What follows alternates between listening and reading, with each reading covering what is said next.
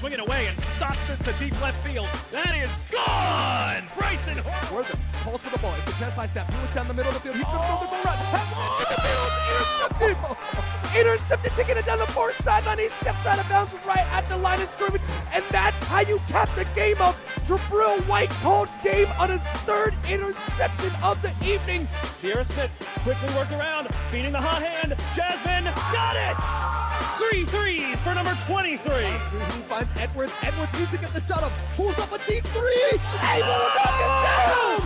The counterattack. Here comes Carla Ramos forward, looking for Noelle Lemus. She's gotten by the last defender. Valentine comes out. Noelle drills the keeper. Lemus. And that is a DVC victory. The Vikings are champions of California.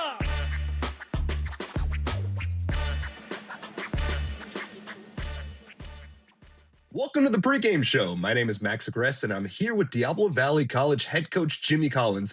The Vikings haven't played a game at home since before the bye week. That was 3 weeks ago. And since then, you played College of San Mateo, 24-30, the first loss of the season, and bounced back with the dominating 54-10 victory against San Jose City. So, Coach, let's start out with that San Mateo game. 1 versus 4. It's a preview of what's likely going to be the NCFC championship game. You outgained them 366-152 in terms of yards, dominated time of possession, 49 minutes to 24, had 26 first downs to their 12 first downs, but the 2 interceptions seemed to be the difference makers in that game. What stood out to you the most about that game when you look back at it?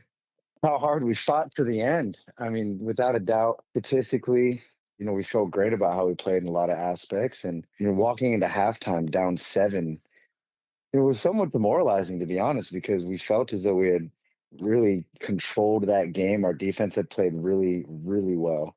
And offensively, we moved the ball great, but from our perspective, we were 0 for 3 inside the red zone, even though we did get a field goal, but we had a field goal blocked. And one of those interceptions you alluded to was the ball was intercepted literally in the end zone and run back. And that's what led to the field goal to make it 10-3 at halftime.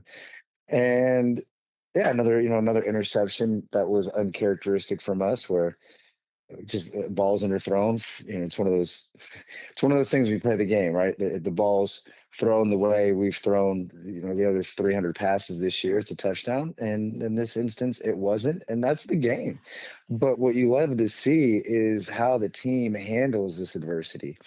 And one of the things I alluded to after the game is, in my experience, when a team loses a game, one of 2 things typically happens from my perspective as a coach is kind of everybody overreacts and you have to coach them up and calm everybody down, or the complete opposite happens where you kind of get annoyed that players aren't more bothered at the loss. And this team hit that sweet spot right in the middle of where you'd want a team to be when you lose a game. There was no finger pointing.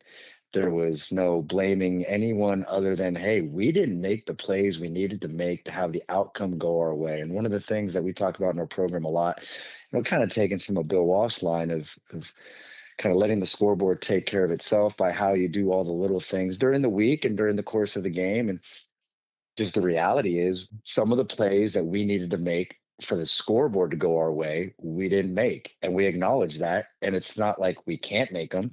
It's not like we walked out of like, oh my gosh, we gave it our best shot and lost. We'll never be able to beat these guys. It was a great program that obviously won a football game despite being dominated in all of the statistical categories. By no means was the game dominated, right? But just statistically, in regard to San Mateo, this speaks volumes of the program that they have and the team that they have in 2025, and they're currently ranked number 1 in the country. And we look and see right now, well, if that's the bar, we don't feel like we played up even close to our bar. It just gave us a ton of optimism moving into the rest of the season. And every practice since then has been really good. And I think it showed last week. We played a really sound game in kind of all areas of the game against San Jose. San Jose had a great opening drive that I think showed some of us maybe we weren't quite as ready to come out on defense as we were hoping. But nonetheless, back against the wall, we made a stop on 4th down inside the 10-yard line, got the ball back and, went the 90-some-odd yards to score. And now it's, 13, we missed the PAT, but 13-9, and we kind of never looked back. I think the last 2 weeks have been the turning point our program needed this year. And it's really fun now to get an opportunity to go play a fantastic team and program this year in Foothill this week to just continue what we're hoping to be just another week where we get better. Our thing last week at San Jose was when we get back on the bus to go home afterward, we need to be a better team than we were when we got off it.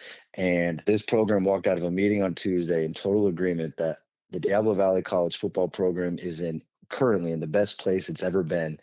And the 2025 team could not be in a better place. We're exactly where we need to be. And now let's just kind of keep this thing moving in the right direction. You alluded to some of those matchups that we were talking about before. We can get right into this matchup against Foothill College, currently ranked 18. They're 4-3 on the season, coming off a 29-7 loss against San Mateo. In that matchup, only 119 total yards. They gave up 6 sacks. What can we expect to see out of the Owls heading into this one? And what are some of the key matchups you're looking out for DVC versus Foothill College in that one? O power, O power, O power, and O power. Yeah, I think they haven't been as consistent as they'd hoped at quarterback. I think they feel really good about the move they're at right now with John Larios, and he's a real capable passer that's got some athletic ability. San Mateo's got a fantastic defensive line, so those stat lines that's kind of consistent, par for the course of what they do. I think hands down, in my opinion, looking, excluding our program from any conversation, I think the two best defenses in Northern California are San Mateo and Foothill. It's just an unbelievable, awesome challenge for us to go against a defense that one has a lot of really good players and talented players and guys that have Division I offers, and even the guys that don't yet will. There's gonna be a lot of Division I players on the field one time tonight, and which is exciting for our guys. But secondly, with Foothill, they do a lot defensively. And they don't just sit there and let you scheme them up. They're gonna bounce around and play with different personnel groupings, different coverages, different fronts, just kind of everything you'd see. I think the defensive coordinator was an assistant coach of mine in 2021 in San Francisco. Brandon Younger does a phenomenal job. I think Coach Ravio really understands how to run a program, and you can see his influence in the program as an offensive line coach. Hence my kind of sarcastic but kind of serious in regard to how much O power we'll probably see. But I just have so much respect for this football program, Foothill College, that their season is this is a playoff game for them. That's just the reality of it. This is a playoff game for them. They have definite playoff hopes and aspirations, and I think they have a belief that they are getting better every week, despite last week being a setback for them. And I just think that this can be one of those games that you kind of get into coaching for, why players decide to play. It's going to be a lot of fun. That defense, like you talked about, been so good this year. 4th in points per game, 10th in pass yards allowed, 2nd in the state in sacks with 23. How do you really just coach up your offensive linemen to make sure that they play some disciplined ball, get attuned to some of the D-line stunts that we might see, and matching up well against those Division I players on the defensive line, on the defensive end spots, particularly for Foothill? It's now our 8th game, and so I think our freshman offensive line, right? And now we've got Charlie Kruger back, so we've got 6 offensive linemen playing the majority of snaps. 5 of them are freshmen. But now that it's game 8, they've seen, like, even though Foothill does a lot of things, everything that they do, we have now seen at this point of the year. The difference is you tend to see it in a heavy dose in one game. These guys are going to give it to you in spurts, and they, like, for example, they do a couple things that Fresno does. They do a couple things that Sacramento City does. A few things that Laney will do next week. But then they also have some things that American River and San Mateo do. And you tend to see all those things kind of in the course of 1 week, and you're going to see all of this maybe in the course of 1 quarter. I think that's the challenge you want as a football player and as a team, to continue to evolve and get better, is to see new challenges. And I think our guys are excited that we believe that we've seen things, we have the answers, and we know how to go execute. I think one of the things that makes us feel really good every time we walk out on the football field, whether it's practice or a game, is we have a lot of genuine confidence that we're worthy of. We're playing great football. We know how good we can be. We've seen it. I don't think we've seen it in 4 consecutive quarters yet, but I think we're primed for it. And so, yeah, there's a great defense, but I don't think anyone's going to argue that we have a great offense. And I think our guys are really excited for the opportunity when this defense presents so many different types of challenges, presents a lot of different opportunities for guys to make plays. Whereas last week, right, Miles was whatever his catches were, 12 for 199. But if you asked anybody on Tuesday or Wednesdays, the way they play defense, the 3 receiver that Miles plays is going to be open all game. There's just nothing they can do about it, and we proved it to be correct. Well, this week, it's on this play, it's going to be one guy. On that play, it's going to be that guy. And you're going to see Ferrari got his first Division I offer this week, and Martise and Elijah Bowe, and both tight ends, our normal gambit of 8, 9 wide receivers, our 2 quarterbacks that are Division I caliber guys. So I say this a lot. Guys talk about in sports stat games, right? You're going to play somebody where you kind of the outcome's already decided before you get to the field, but now it's a great way to pad your stats, so to speak. In our program, we really don't believe in those games. We believe in scholarship games where you're going to go get challenged and have an opportunity to really demonstrate how good you are and get the opportunity to demonstrate why these guys chose to come to DVC. It's to play at the highest level possible in junior college football and then get the opportunities to not just get Division I opportunities, but to be prepared once they get to the Division I level. And that's what tonight provides our guys. And I really believe we couldn't be more excited for this opportunity. Appreciate your time, Coach. On the other side of the break, we'll have kickoff here from Vikings Stadium. Stay tuned. Welcome, folks. Both teams have taken the field. DVC won the toss. They deferred, so Foothill will receive it first. And we got things a little bit changed up today. Jordan Sandoval, typically running our broadcast. He's over here on the microphone. So, Jordan, welcome. Good to be here, Max. Beautiful night for some football. Jordan is a gray shirt linebacker here at DVC. So expect to see him on the field making some big plays coming up next year. But up until this point, I got the pleasure of standing right beside him to my right and talking about some DVC football tonight. My name's Max Agress, bringing you the action as you just saw. We're just a few minutes away from kickoff here, so we're going to pause for the national anthem and come back on the other side for kickoff here at Vikings Stadium.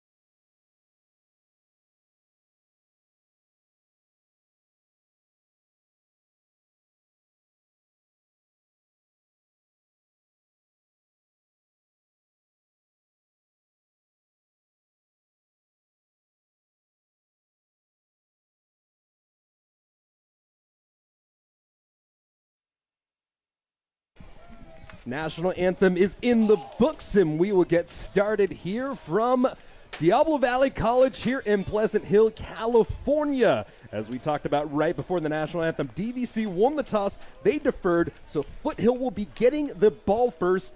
And we can give you a quick preview of what you already heard from Coach Collins in our pregame show, but the expected starter today is John Larios, the 6'4", 177 sophomore out of Sequoia High. He's making his third start of this season after getting starts against Laney College in the win and then the loss last week against College of San Mateo.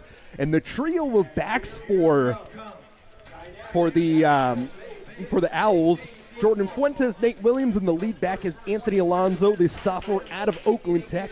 Went to Bethune-Cookman out of high school, bounced back. He played nickel, and then now he is the running back there.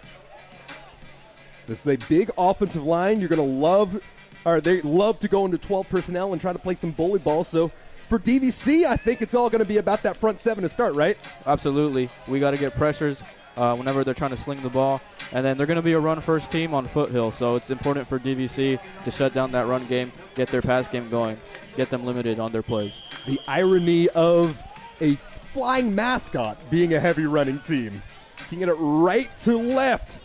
It is Daniel Sokol as the kickoff specialist. And he'll boot this one away right to left. This one will be fielded down to the 22-yard line by boxer Kopsak Young. Taking it out to the 20-yard line, spinning out of one tackler down to the 26-yard line. And that's about a 16-yard return on the play as the tackle was made by number 20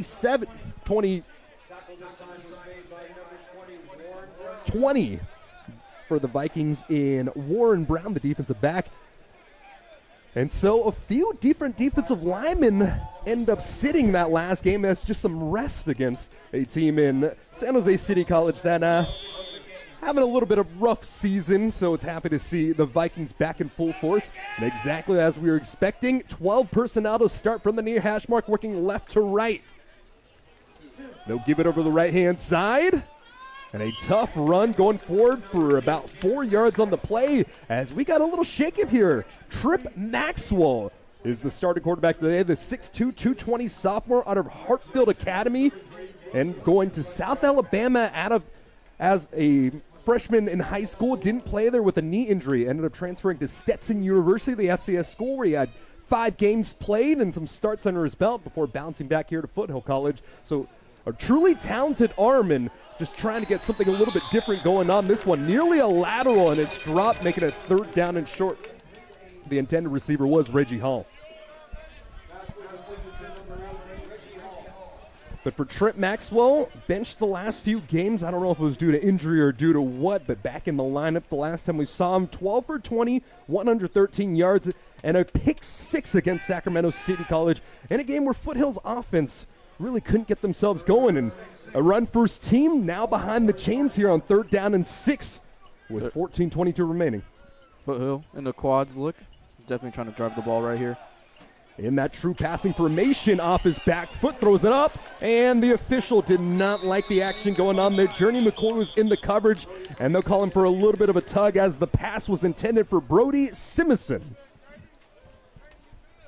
It's not where you want to be started there for DVC. And, I mean, I think this says a lot about what to expect from the officials. I didn't really see much from my point of view up here. The heads lineman was the one to make the call. And the first down of the game will go to the Owls via penalty.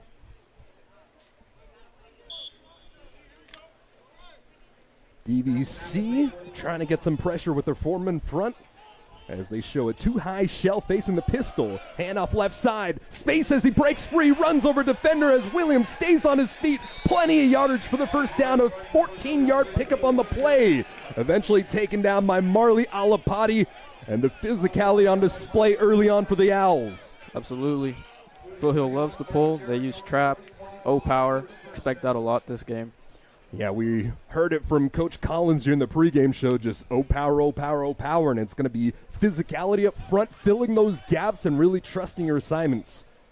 2 tight ends set to the near side, 2 receivers split out wide. They're going to motion the H-back over to the left side. Pass, left side over to the tight end, makes the grab out to the 40-yard line, and that is the 7th catch of the year by Hudson Vi. Davian Sherlock came up to make the tackle.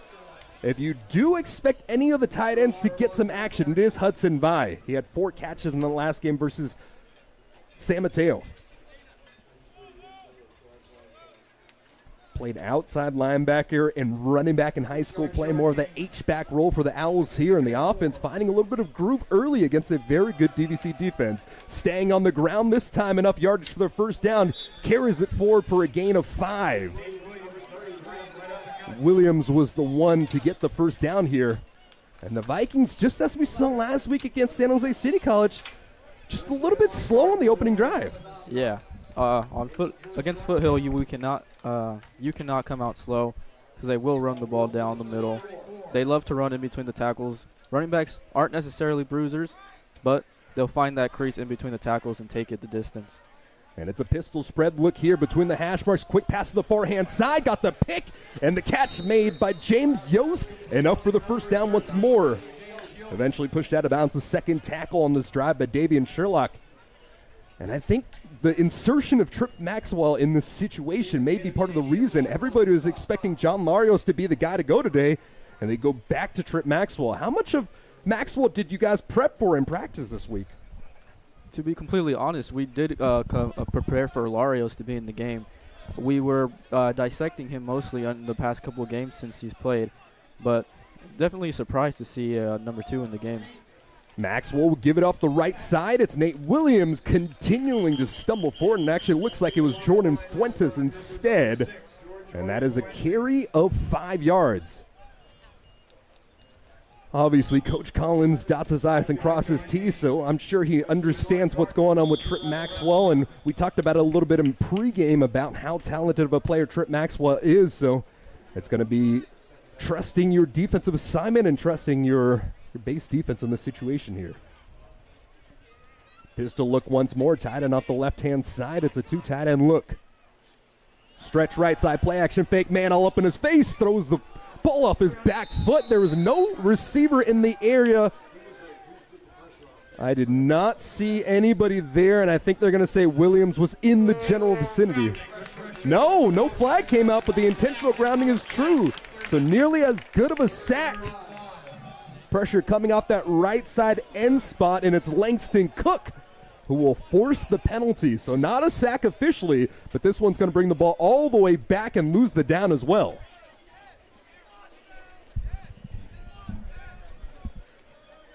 And that is some great edge discipline there by Langston Cook as he rushed off the edge. Sometimes you want to get your nose in the action so badly that you'll crash down, but there he saw the bootleg, read it perfectly. And it's 3rd down and very long here, 3rd and 15 from the 34. So Jordan, in this situation, you got to expect them to possibly try to set up a 4th down or try to get a little bit closer to try to get a field goal, right? Yeah, expect screens on 3rd and long, or just deep routes, post, crossing routes. Draw plays as well are something you got to watch out for. An all-out blitz from the Vikings here. Pressure doesn't get there, but the pressure was just enough to get Maxwell to throw off his back foot.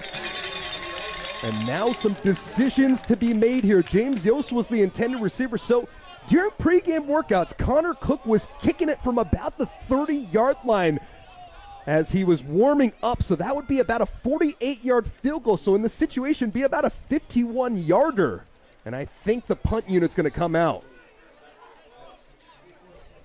With how explosive DVC's offense has been this year, I think it's a little difficult to try to go in and give them this good of a field position to start the game. Yeah, I would say so. And they are kicking it instead. Ooh, here we go. There you go. Jordan Rucker will be the holder. He is also the punter. And this will be a 50-yard field goal attempt. Watch for the fake in this situation here, right between the hash marks. It's a good spot for the kicker here. Connor Cook looking for a career-long slips, and this ball is blocked. That one down into the ground, and a great job there by Jordan Rucker to knock it down to the floor. Stepped on that C of the DVC Vikings logo, lost his footing as he tried to drive a lot of power under it, and the kicker will miss it. That would have been a career long by 1 yard. He's knocked down a 49-yarder this year, and he goes to 4-10 on the season in field goals. DVC getting the stop in the offense. Some great starting field position out to the 33-yard line. Yep, gave up some yardage in the beginning, but hunkered down at the end. We've seen this throughout the years for DVC where you bend, but you don't break, and then eventually you just shut the door outright. This will bring out Kalani McLeod, the freshman out of Vanden, working right to left for the near hash mark. Ferrari Miller is in the backfield alongside with him out of the shotgun spread. Play action fake rolls out right, and it's going to be Kalani keeping it out to the 40-yard line. Gets a lead blocker from Ferrari down to the 47-yard line. Nice little pickup for a first down there.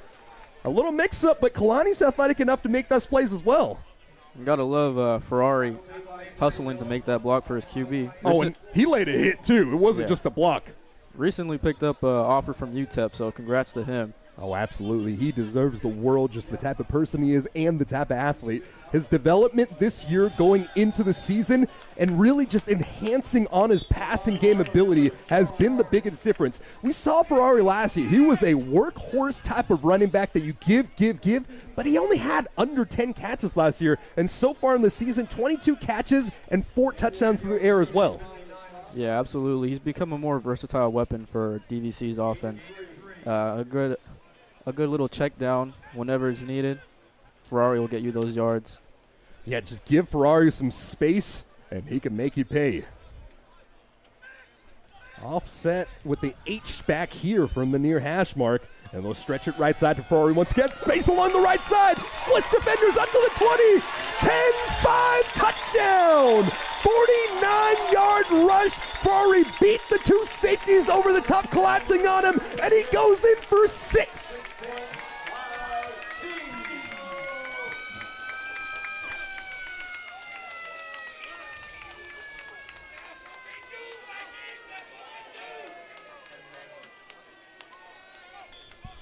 Ferrari Miller, you talk about him, he gets a couple runs, and he goes all the way 49 yards as this play is blown dead. Something to talk about right now, Guzman was not in warm-ups today, so Sokol's going to come in, and he's going to be taking the kickoffs, or the kicks today. Sokol in his high school career, 48 for 51 on PATs, 8 for 8 in field goals, so somebody who can come out and still a very reliable leg. Offsides penalty on the Vikings here, so they'll push him back just a little bit longer. So this PAT will be a 24-yard attempt from the situation here. So Sokol in this situation after Guzman missed a few PATs last week, and he has plenty of leg and plenty of accuracy to make it 7-0. Vikings come out and they score in their opening drive after turning Foothill away, and we'll take a quick timeout here on DVC Vikings Live.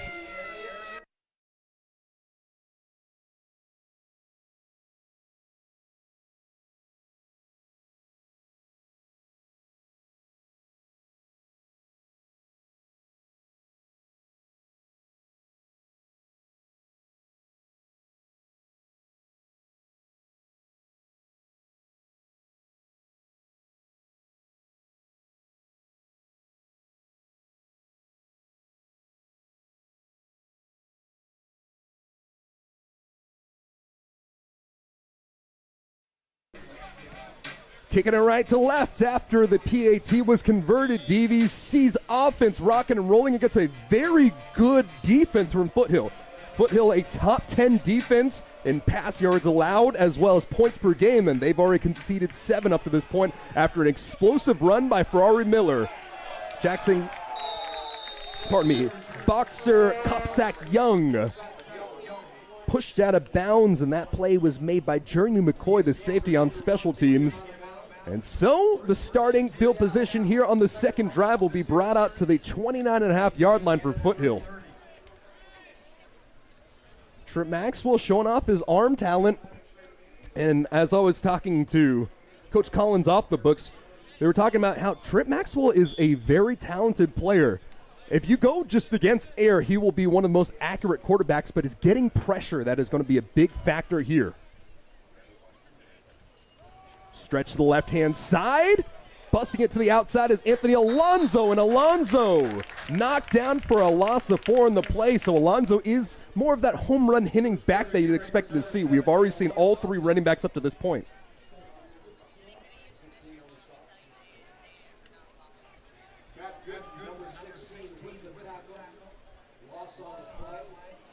Loss on the play of 4 yards, so inside of 10 minutes, it's 7-0 with the Vikings advantage. Foothill in their white tops, white bottoms with the black helmets. And the red and black trims are the Owls on the other side for the Vikings. Green tops, green bottoms, green helmets with the white numerals. A 3-step drop here for Maxwell as he fires down the sideline. Man-to-man coverage, outstretched arms, and he brings it in. What a great job by Tyleek Barnett. The coverage for Ananias Walker was there, but that's just a better throw and a better catch. Sometimes in football, that's what happens. The offensive player just makes the play even though he's covered. As you were saying earlier, number 2, he's got a good arm on him, and that's something you cannot allow, to let him sit back there and just sling the rock that way. DVC's got to turn up the pressure.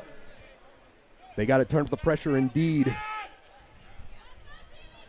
And Trent Maxwell showing off that arm and why he is that standard starter. Staying on the ground this time around for Alonzo, and Alonzo stood up after a gain of about 4 yards, kept driving his feet for extra yardage before he's brought down by Marley Alapati.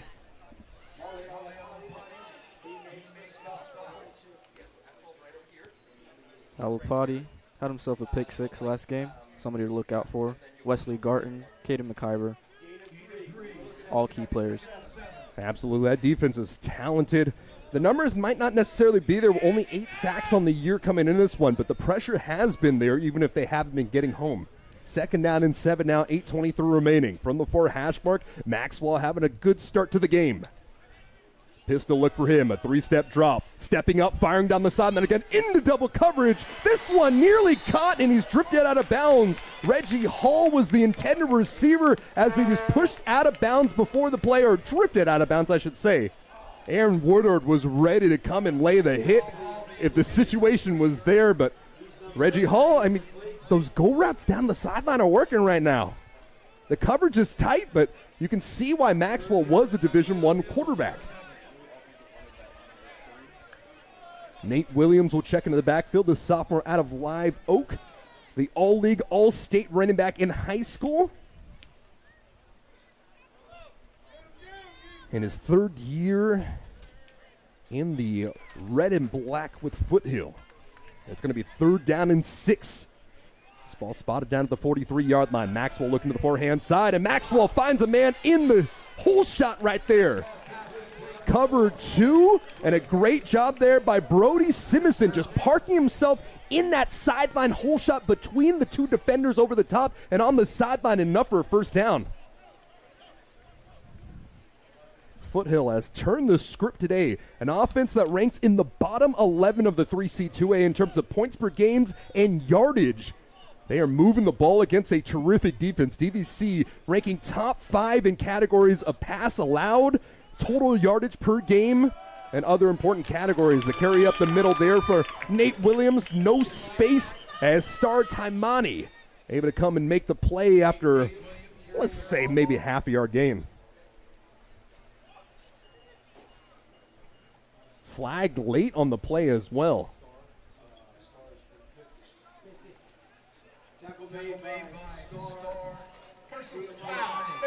Oh, and a personal foul on the face mask call. That's just such a backbreaker. You make a good play, you stop for no gain, you make it 2nd down and long, and all of a sudden you just get a little too handsy on the face mask and give him the 1st down. So the marker will be set to the 12-yard line, so Foothill still able to get the 1st down to the 2-yard line here. 1st and 10 from the 12. The Owls offense moving here. Foothill in a load look, load left. Yeah, heavy set to that left side of the line. And they'll give it on the reverse handoff. The cutback lane was there. Springing forward is Nate Williams as he brings it inside of the 5-yard line. A gain of 7 on the play. Eventually taken down by Journey McCoy. This is a dangerous situation to be in. You're about the 5-yard line. It's 2nd down and short, and you have the end zone right there. So you definitely got to feel like DVC might want to stack that box. And that'll be a jump as it looks to be Jessen Blunt, the freshman offensive lineman, getting a false start from that guard spot. A little bit of a change-up on the offensive line here. Blood, the 6'3", 270 freshman out of Cupertino, will push him back. And for the Vikings, this is huge. You get a little bit further away from getting the first down. You bring the ball all the way out to the 10-yard line. You can still get the first down, but the play calling changes dramatically between second and short in this spot of the field and second and just about 8. Yeah, got to expect Foothill to still run the rock here. So they're still in their load look. That is their identity. H-back motions into the right side, trying to cut it off the right side of the offensive line. Nate Williams, no space to work with, maybe a half a yard on the play. Santino Acevedo and Aaron Woodard came in to lay the wood. And it's 3rd down and long. You can't get away with your roots there. You still are a run-first team despite the fact that Trip Maxwell has been inserted and has been lighting things up to this point. Maxwell on the season coming into this one, 54% on 112 attempts, 758 yards, 5 touchdowns, 2 interceptions. Something that we've seen with Maxwell on film previously is he'll hold the ball like he doesn't want to throw interceptions, so he'll hold that ball and try to make some crazy plays, possibly leading to turnovers. Trying to set up the screen pass to the left side. It's actually just a quarterback outlet route on the quick out. There was no space there for Jordan Fuentes as DVC read that to perfection. Wesley Garton from that outside linebacker spot. His eyes are some of the best I've ever seen. And the green jerseys and the field goal unit forced to come out for the second time. You see Garton on a day-to-day basis, Jordan. Is he this good in practice as well? Yeah, he definitely is. He works hard in the weight room, works hard on the field. He's a leader on the defense for sure. This one be about a 28-yard field goal attempt here for Connor Cook. Cook from the far hash mark. Snap is off, the hold is down. This one, plenty of leg. And there's plenty of accuracy to go alongside with it. 7-3 our score here with 4:56 remaining in our opening quarter as we've got a fun one. Both teams with some explosive plays. And this one's a little bit different than what we expected on the scouting report going into it. You expected to see a lot of power, but instead Maxwell inserted a lineup and he's showing off that live arm that he has. Yeah, going into this game during meetings, there was for sure a focus on the run game. But Maxwell coming in, slinging the ball a good amount of times, picking up some good yardage. Good yardage indeed. Maxwell 5 for 9, 62 yards throughout this early going of the game. DVC scored another 3-play drive for 63 yards off that 49-yard rush from Ferrari Miller. And that drive was a 9-play, 60-yard drive taking off 5 minutes and 19 seconds off the big clock. As we get the first kickoff of the game here, Connor Cook looking to send it left to right. Can't quite see the numbers for the kick returns, the DVC yet. We'll get it to you momentarily. I believe that's Elijah Bowe. Fielded down by Bowe at the 3-yard line. Some space out to the 20. Oh, sliding down, got hit hard to the 24-yard line.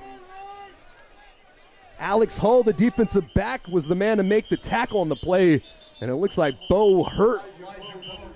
Or no, that's a white jersey. Can't quite see.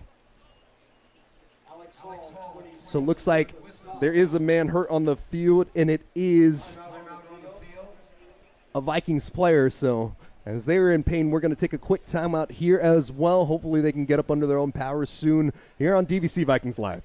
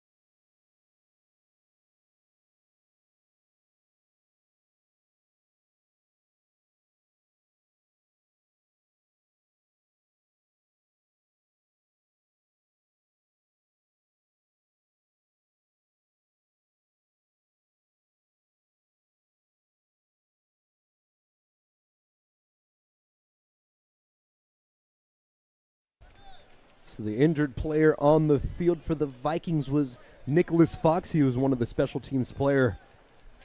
A lower appendage injury as he gets some assistance off the field from the magnificent training staff here at DVC.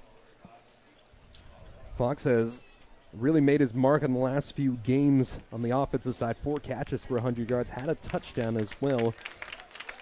33-yard catch in that last game versus San Jose City College. So hopefully he's able to just kind of get taped up and get back into the action. But for the Vikings, their offense will come out to the field after the return was brought down to the 24-yard line.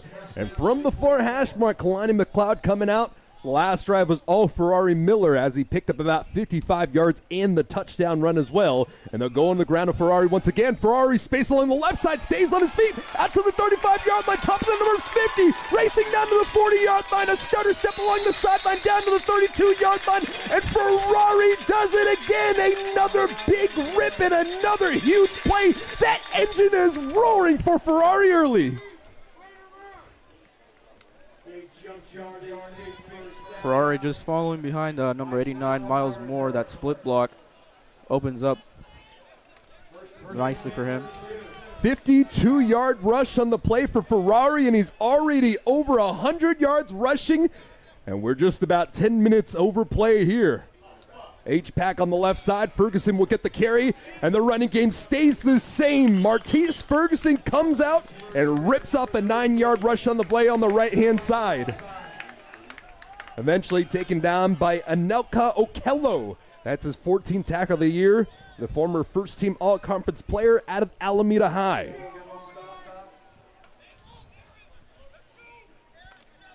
We expected to see the running game on the Foothill side of the ball. Of course, the Vikings love to keep a balanced offense, but the running game is working supremely up to this point. 2 tight ends set for the Vikings here. Another give left-hand side, and Ferguson carries forward as he somersaults down to the 18-yard line. A game of 6 on the play for the first down. Pia Fualma was the one to take him down, the sophomore out of Waipahu, Hawaii. He is somebody that you're going to expect to see a lot of tonight. He was the Bay 6 All-State linebacker a season ago for the Foothill Owls in their first season here at the national level. And so it's a first down and 10 just like that. Out to the 18-yard line. Under 3 minutes to play before the snap. Quick pass forehand side. Kai Taylor makes the catch. Makes a man miss. Out to the 12-yard line. Took a hard hit on the play. Taylor shaken up momentarily down to the 14. Able to gut up. And that hit was delivered by Jamison Starks, the freshman out of Mountain House. A 6-yard catch on the play. And so Taylor, after his first game of the season where he didn't have a catch, coming up, they design the play, and he gets a nice chunk of 5 yards there.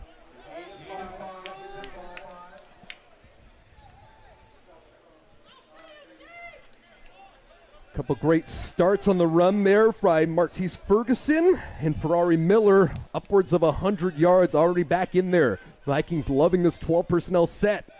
Offset ace. Give on the counter. Ferrari space in between the hash mark. Breaks the defender down. Bounces outside. And he's in for the touchdown. 14 yards later, Ferrari Miller with the TD. DVC's O-line's just doing a great job of run blocking this game so far. Oh, yeah, they are opening lanes, and Ferrari is making people look like they're playing DDR, some breakdancers on the field for the Owls tonight.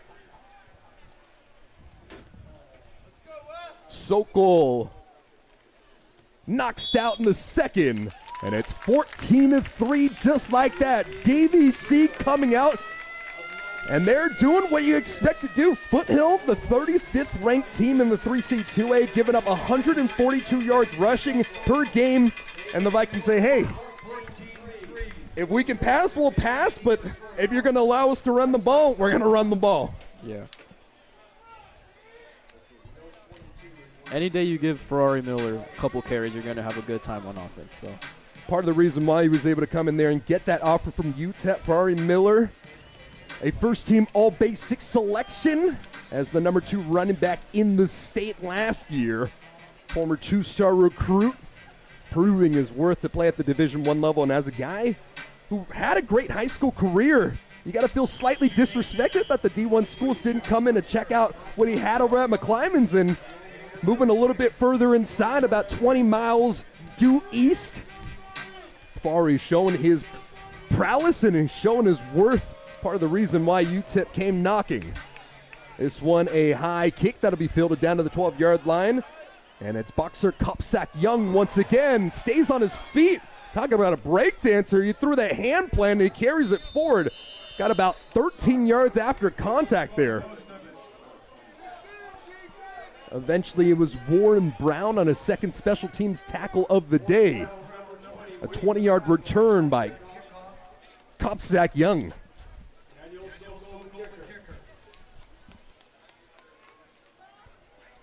And in this situation, I mean, haymakers are flying on both sides. DVC has the advantage 14-3, but Foothill is moving the ball well.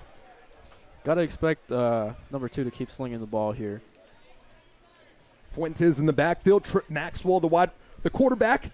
Jet motion across the formation. It's a pot pass across the middle of the field. Turns the corner space alongside the top side of the numbers as he is shoved out of bounds after a rush of about 4 yards to his boxer Kopsak Young. Technically, that is going to be considered a catch, so that'll be his second catch of this season. Part of the reason why that play is so successful is because if you do go for some of those fly sweeps and you do go for some of those trick plays, when you throw the ball forward, it's considered a pass. So in case there's a fumble or something, it's an incomplete pass rather than a fumble. And so Kopsak Young on his first play on offense gets a gain of 3. 1 minute and 10 seconds. 1 minute 17 seconds here as they try to rush off the right side, and 5 different Vikings came into the picture to make the tackle. Fuentes met by Santino Acevedo, so 6-on-6 crime. Got a minute it was left. Actually Alonzo, rather. Minute left in the first quarter. Don't be surprised if Trip Maxwell tries to throw another go ball down the sideline here. Yeah, especially in this 3rd down and 6 situation. You're in a punting situation if you're not going to pick it up. And even if you do go on the ground once again, you're going really far for a 4th down and 2 conversion on this side of the field. So definitely going to air it out. They come out in the pistol spread. 2 high shell for DVC on defense with the 5-man front. Has that Okie look. Slant across the middle of the field. This one corralled in for the first down. Reggie Hall, as a flag comes in late, got about 7 yards for the first down. Jeff Holden came to make the tackle as he tried to break that ball up. And that's a really good job by Reggie Hall there. When you're the receiver in the slot in this situation, you got to use your body to block it out. And a holding call will actually wipe this one off. So instead of taking an 8-yard gain, you're going to take the penalty and get the 10 on the holding there. So insult to injury at this point as the clock will continue to run. And this one might send us to the end of the quarter. It looks like the officials might want to stop this one. So they're going to reset the game clock to 15 seconds, and Foothill having an opportunity to run one last play here in the quarter. On a 1st down and 10, it looks like they'll line up and get ready to run it. 2 tight ends set off the far-hand side, right between the hash marks at the 41-yard line. DVC shifting their offensive line. They give over to the left side. Breaks off a 1, contact, stays on his feet, nearly breaks it free. Yards after contact for Anthony Alonzo as he carries the Powell forward for a gain of 11. And that will be the closing play of the opening quarter. Both offenses have found their groove, but it's DVC breaking it open 14-3 early on. And we've got a fun one here from Vikings Stadium here on these Friday Night Lights.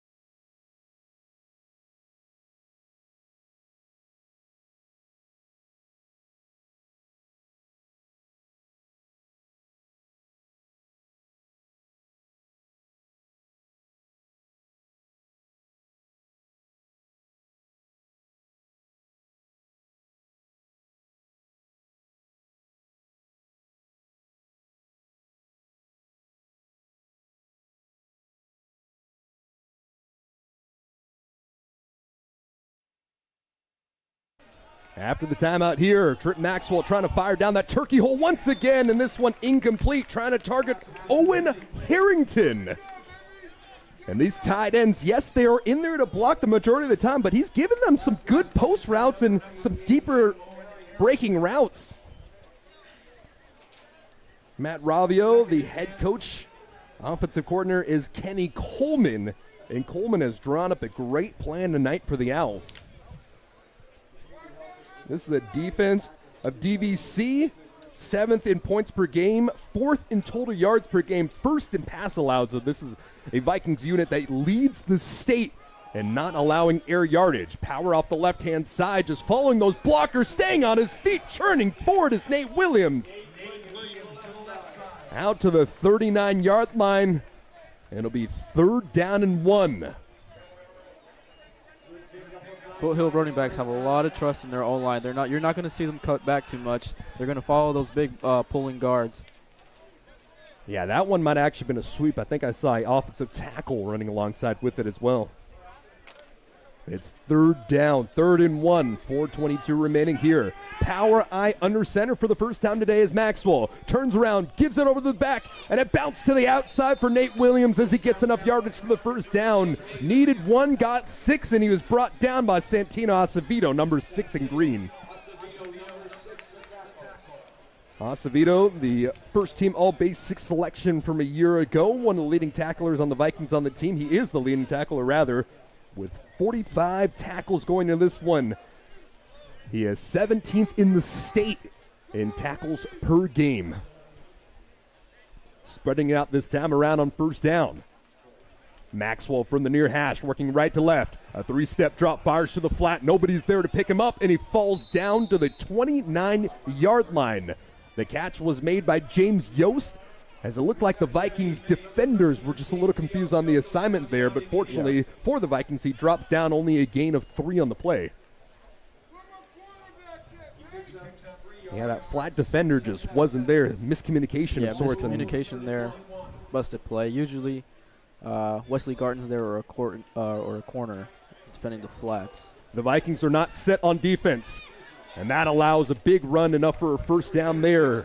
Another carry by Jordan Fuentes, eventually taken to the turf by Journey McCoy.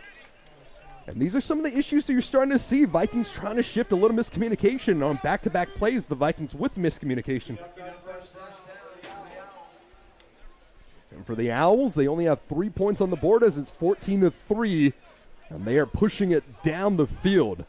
This is their 3rd drive, and they've been able to get all the way near or inside of the red zone each of the times. One drive sputtered out around the 30-yard line. The last drive got all the way into the red zone, where they were able to convert a 29-yard field goal attempt. And now a carry brings it down to the 20 as they are in the red zone now, as Santino makes the tackle once more. Off the Jordan Fuentes carry. Tight ends off both sides of the line. Stretch to the right-hand side. The cutback lane closed up immediately. Fuentes taken down by a Wesley Garton, and Garton closing that gap quickly.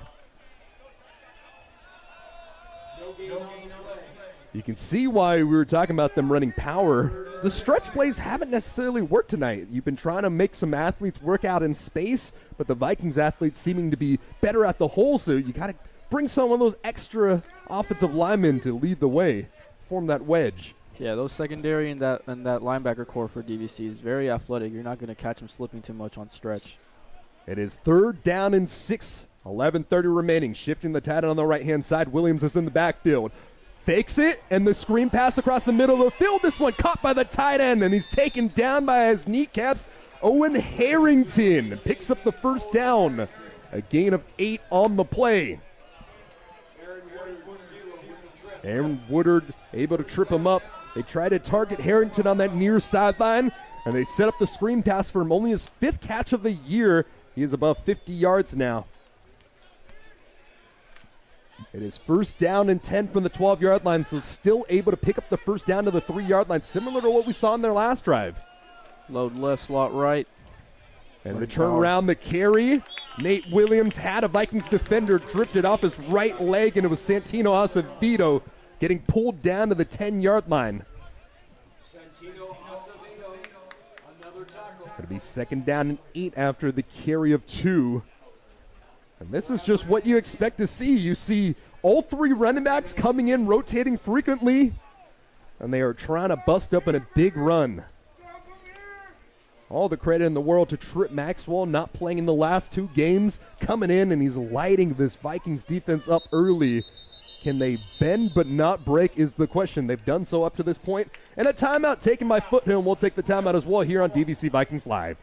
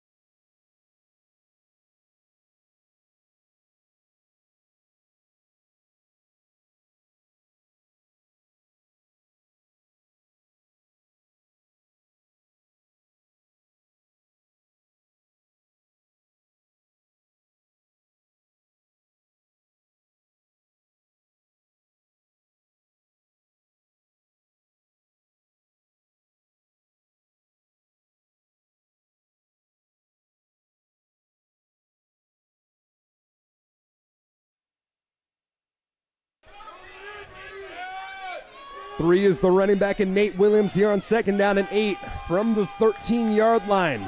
Under 10 minutes to play. The give-off is to the back in Williams, and Williams tried to go up the gut, only successful for a gain of 3.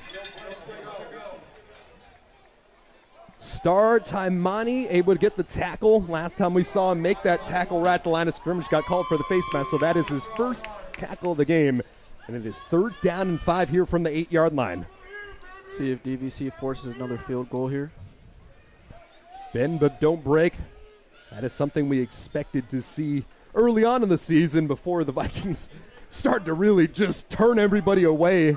But in this situation, gets a big physical offensive line. That is where you are living in the situation. Jordan Fuentes out of the pistol here. Far hash mark. Tied it off the left-hand side. Maxwell, the quarterback in the gun. Off his back foot. Throws it up the jump ball, and this flag is going to come down. Ananias Walker was in the coverage there. And a little too much tug and pull there as Tyleek Barnett was the intended receiver. This will be a 1st down. This one will bring it all the way down to the 2-yard line. Or no, this is college. This should be half the distance to the goal, rather, and a 1st down. Yeah, Foothill came out in a Trojan look there. Max protected with the tight end. 3-man route, just looking to toss the ball up.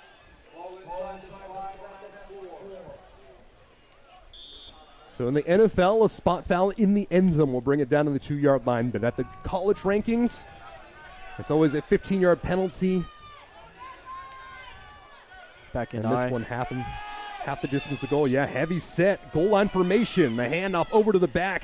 Nate Williams stopped at the line of scrimmage, falls forward for a gain of 3, and it's 2nd down and 2 now.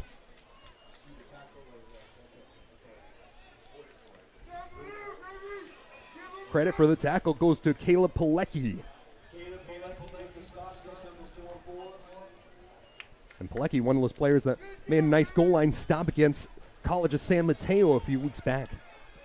Lining up in that goal line formation once more in that eye.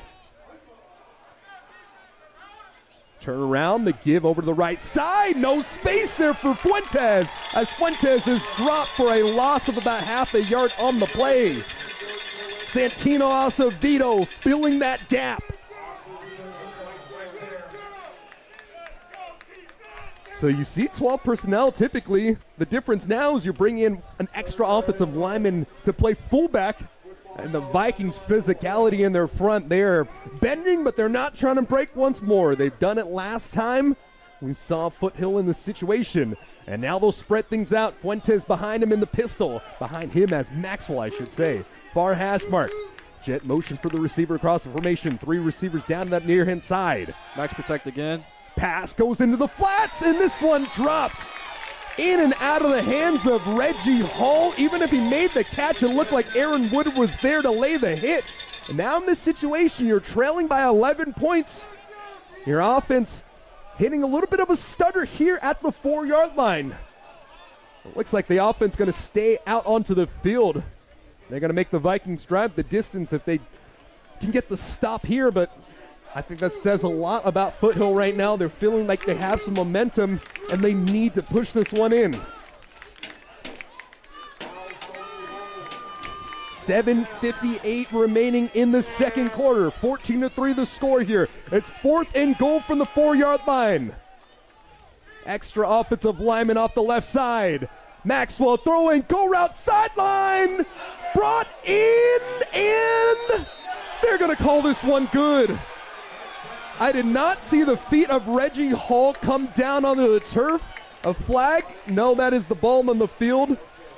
Yeah, jump ball down that far sideline. Good recovery by the defense, but a better play by the offensive wide receiver. Yeah, I expected that to be called out of bounds, but suppose he dragged his feet at the corner of the end zone. It's hard to say with the black feet in the black end zone. Oh, black cleats, I should say. And for Foothill, the gamble there on 4th down pays off. It is 14-9 pending the extra point. Cook sends this one through, splits the T on the PAT, and it is 14-10. Foothill's offense finally finding pay dirt in this situation. I can tell you, every single simulation I played through my mind in preparation going into this one, nobody was expecting this.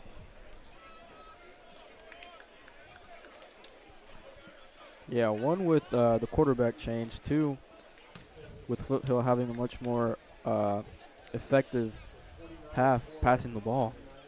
Yeah, and just all the credit in the world to Trip Maxwell coming in, throwing a curveball to the Vikings and throwing some darts down the field.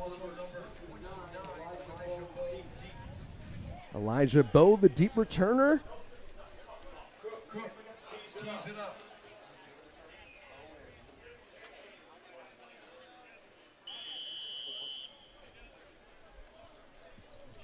Jake Calcagno, the other deep man to return it.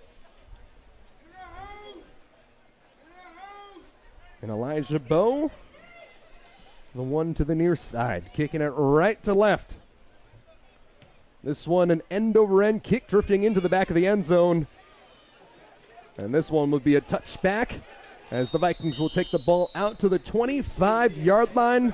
And that is where this offense will get going. The running game for the Vikings has been working as well. We saw Ferguson come in, rip a few big plays, and Ferrari Miller already above 100 yards rushing in this one.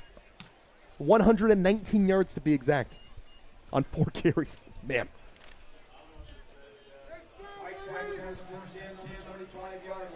Kalani McLeod, only 1 passing attempt up to this point. And that one was the 7-yard reception, or I think it was actually a 4-yard reception that went over to Kai Taylor. Yeah, I expected to have a little more of the passing game going, especially when you have when you're going against the All-American linebacker, number 1, Fa'apaya.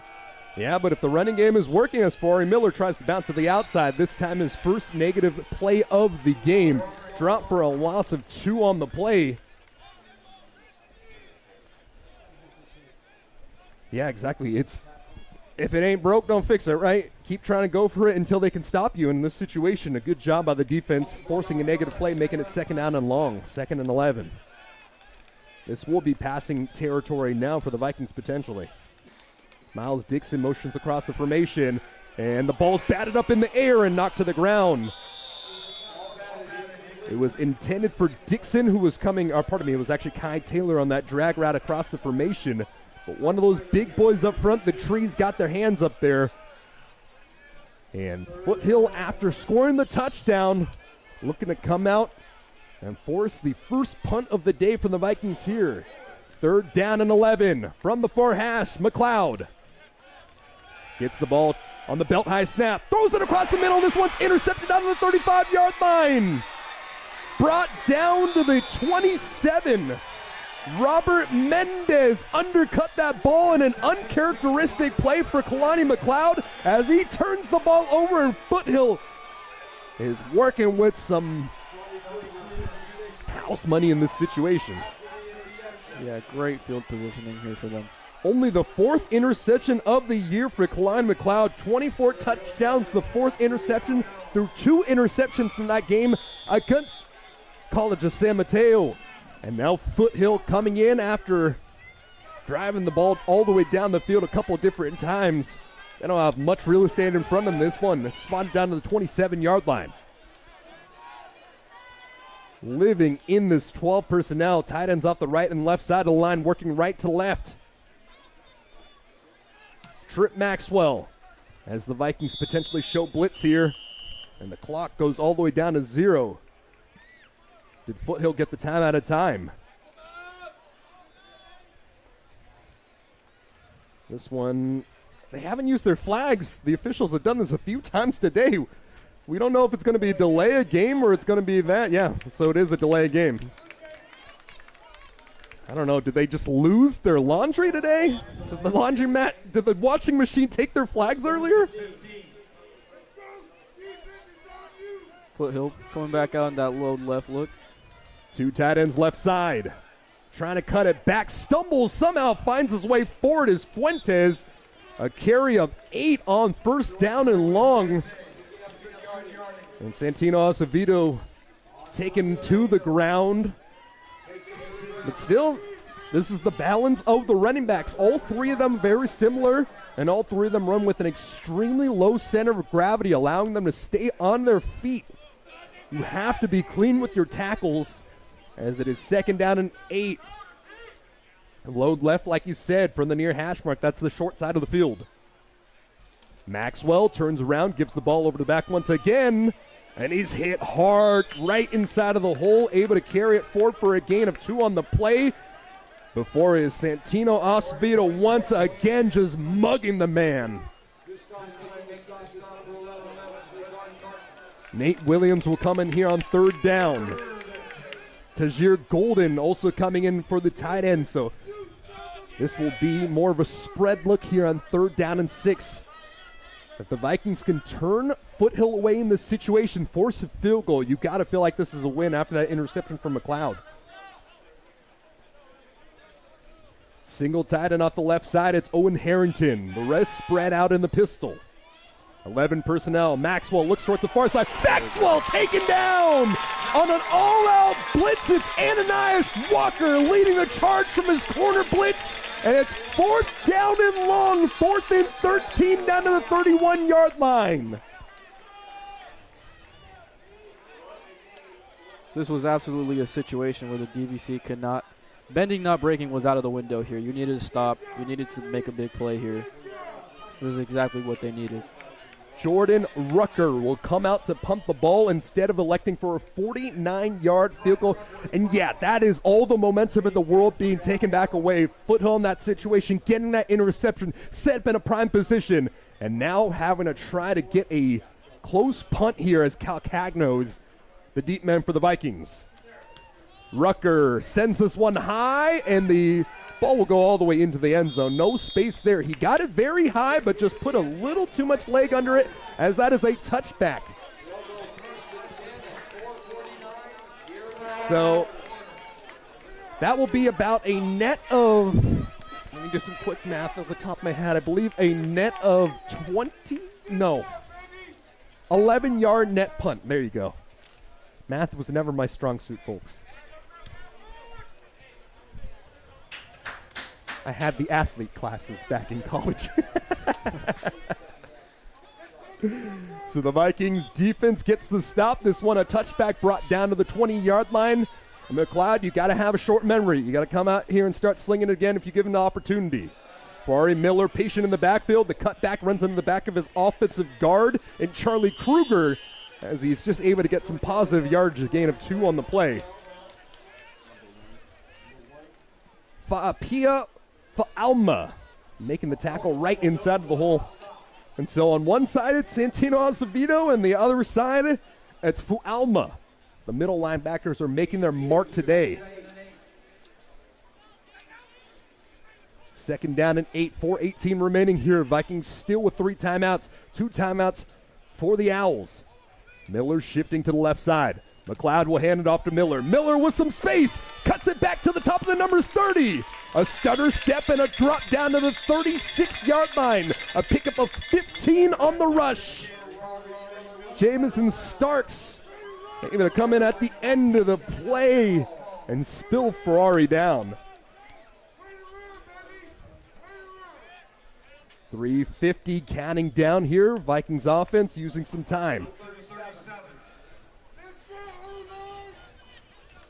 It is first down and 10 from the 4 hash mark. McLeod only 2 passing attempts on the day. Quad trips right. Got to expect him to pass him here, though. Absolutely. But, you know, when you expect a pass, you hand the ball up. This one up the middle. This one a carry by Ferguson. And Ferguson trying his hardest to fight forward. He will not get any yardage.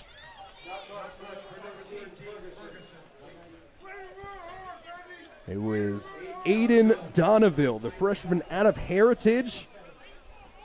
And you can see the terrific athlete that he is. Number 1 in the BVAL in high jumping. He jumped right into that tackle to make it a stop for nothing. Second down and 10. 2:50 counting down. Heavy personnel for the Vikings here on the right side of the line. Turn around, play action fake. McLeod off his back foot. McLeod down the sideline. That one through the hands of his intended receiver. That was Miles Moore, one of those heavy set tight ends on that right side. Moore, a very talented player, but hasn't had a catch-up at this point in the season. Amani Alfadil has been the main tight end for the Vikings in this situation. Man, it's always crazy to see some of these guys. Basketball, track and field, volleyball, and football. A 4-sport athlete in high school. 2 minutes and 41 seconds. All out blitz, the screen pass, and a rare drop from Ferrari here. Off the hands, Ferrari, if he could have made that catch, it looked like he had some space to get the first down, but the Vikings will have to send out JJ for the first time today. So an interception on one side, a punt that goes for a net yardage of 11 yards, and the Vikings pick up 1 first down, but are forced to punt this one away. 2 timeouts left in the pocket, and you have the 2-minute timeout. Let's see if the Vikings 3 timeouts in the pocket. Let's see if the Vikings elect to try to get another stop here. Johnson sending this one away. The ball snapped from the 37-yard line. Coming down to field it. Bounce get to the outside. That is Reggie Hall, and Hall slips under his own feet. The turf monster got him at the 30-yard line. 32-yard punt on the play. The return of just about 6 yards. No penalty on the play here, or officials don't seem to have any flags, so we don't really know. 2:26 counting down. And I think this first play of this drive is going to say a lot. There actually is a flag on the far sideline by Foothill here. Is the official going to pick it up? The flag is on the 26-yard line of the sideline of Foothill, but the officials, I don't think, really see what's going on here, or maybe they're discussing further. So they do have flags. And it is a holding on 27. Alex Hall, the freshman out of Castlemont. So this will march him back 10 yards. And so Trip Maxwell has been passing it very well, but I really think for Foothill, you got to stick with the running game. It has been working as of late. You've been getting some really tough yards. And one thing we've seen for Foothill and their personality throughout the season, they try to bully you and they try to break you down, so when the 3rd and 4th quarter hits, they can run all over you. So, especially behind a big offensive line like that. So, pulling the tackle out to the left side. Garton misses the tackle in the backfield. An arm tackle isn't enough to get the man down. And it is Nate Williams with a gain of 5. Let's see if DVC elects to take the timeout here.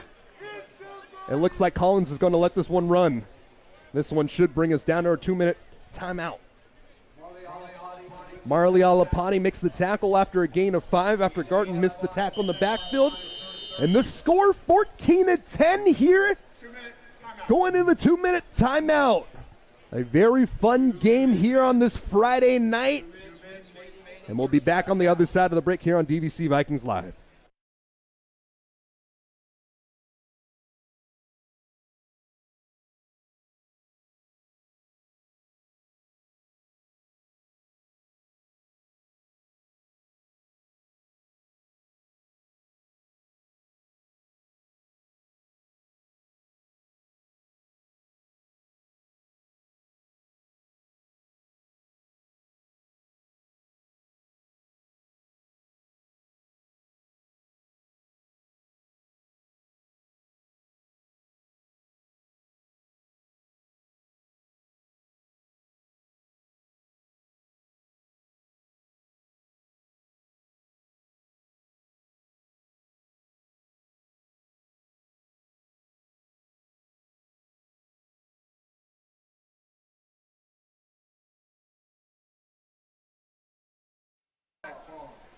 After the 2-minute timeout, the score 14-10. Foothill looking to drive their way down the field.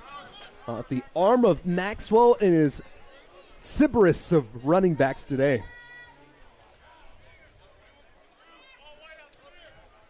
Trip Maxwell, 10 for 16, 90 yards and a touchdown. He looks to pass it and it goes over to his back. That's Williams. No space. Loses half a yard on the play.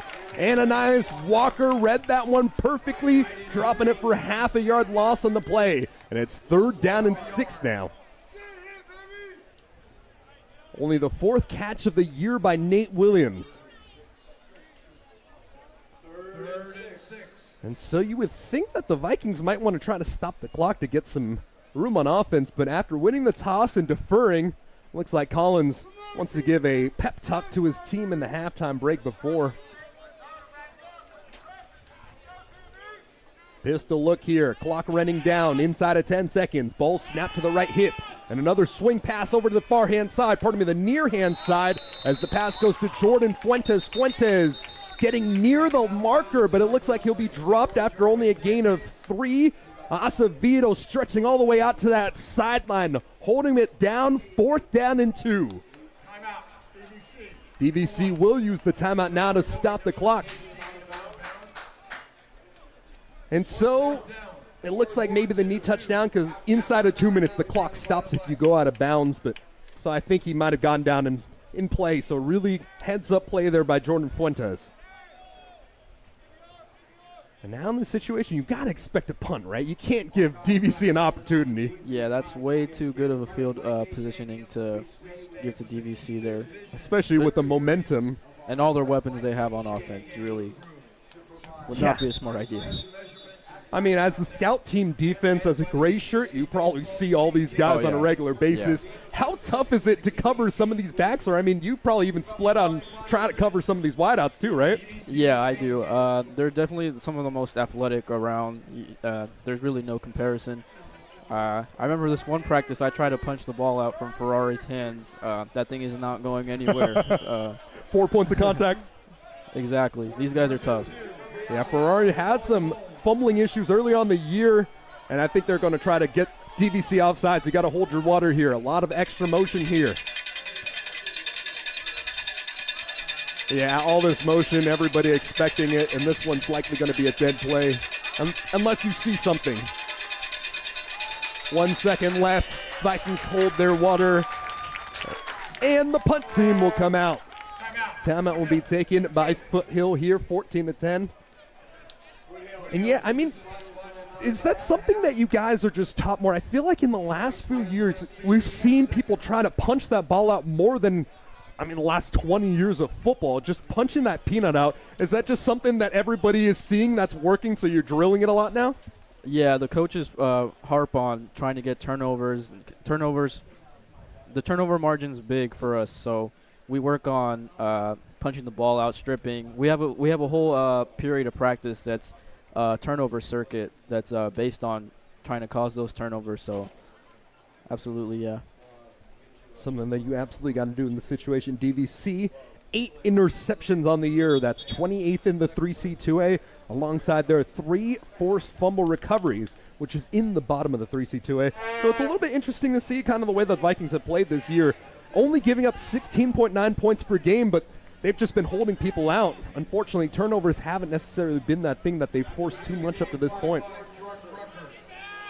Jordan Rucker looking to send this one away from the 28-yard line. Calcagno heels on the 35-yard line. Swings the right leg. This one a high, winding punt, forcing a fair catch down to the 33-yard line. Calcagno with the fair catch, and the Vikings will have 62 seconds to work with in the remainder of the second. A 39-yard punt on the play, but plenty of airspace underneath to force the coverage there and not give Calcagno any opportunity to make a return. See if Coach Collins here lets Kalani rip a few downfield. Kalani McLeod, very uncharacteristic on the day. 1 for 5. Only about 4 yards in that interception. To be fair, a few of those balls were dropped on some good balls from McLeod. And so now Kalani coming out, and this is all passing situation. Let's see what this offense has in store. The 12th ranked offense in the 3C2A, and this one airmailed over the top. Kai Taylor had no chance at that ball, really.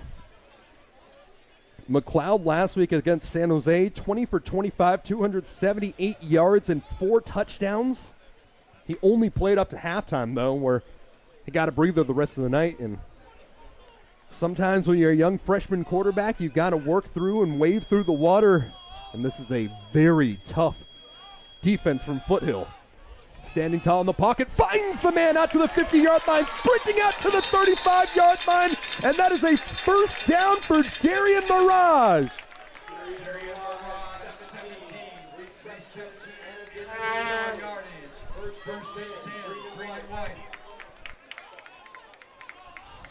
Hurrying up to the ball here, 44 seconds remaining, 3-step drop, looking towards the near sideline. He's going to scramble, extending the play, found the man out to the 20-yard line as he gets out of bounds. This one over to Garrett Isomonu. And just like that, you rip off a few big plays and you feel comfortable once again. So Kalani struggling for only about 3 passes before coming back and looking like himself again. Punched to the near side of the field from the 4 hash mark is McLeod out of the shotgun. Tight man-to-man coverage here.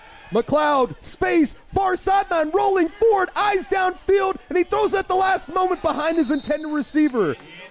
His feet were not set. It looked like one of those outside receivers got his step on the defender, but the clock will stop. In that game against College of San Mateo, McLeod threw those 2 interceptions off some uncharacteristic plays, and when I was watching back on film, his feet just weren't exactly as crisp as we've typically seen. One of those balls that was underthrown, his feet were just pointed a little too far inside, not allowing him to drive into that ball, and that's what we've seen a couple times tonight. Just the freshman quarterback working through some adversity. A screen pass swatted down, the second batted down pass today, and it was Ryan Gibbon able to take the spike. So this is an interesting situation to be in as well, especially with Adrian Guzman not playing in this situation. So it would be a 38-yard field goal attempt in this situation, which would be a career long for Sokol. Sokol's career long up to this point in high school when he played over at Los Lomas, there you go. 3rd time's the charm. Was 32 yards. 3rd down and 10. McLeod rolls right. McLeod steps up, buying time, throws it out to the 15-yard line. Nowhere near enough for the first down. This one caught by Kai Taylor. 18 seconds left on the clock. And a late flag here as well. A flag down at the 28-yard line, and this one might be a holding call on the Vikings. The nearest man to the ball is Zaire Young, the left tackle. Lolohea was the safety able to make the stop. And they call this one on Rozzy Wilson. So this one's going to march the Vikings back 10 yards. And in this situation now, I think you just try to get a chunk of yardage and try to get into field goal range, right? Yeah. I believe Sokol's definitely got the leg to do it. You see him boom kickoffs. So it's just a matter of accuracy. Yeah, this will be a little interesting situation to play hand.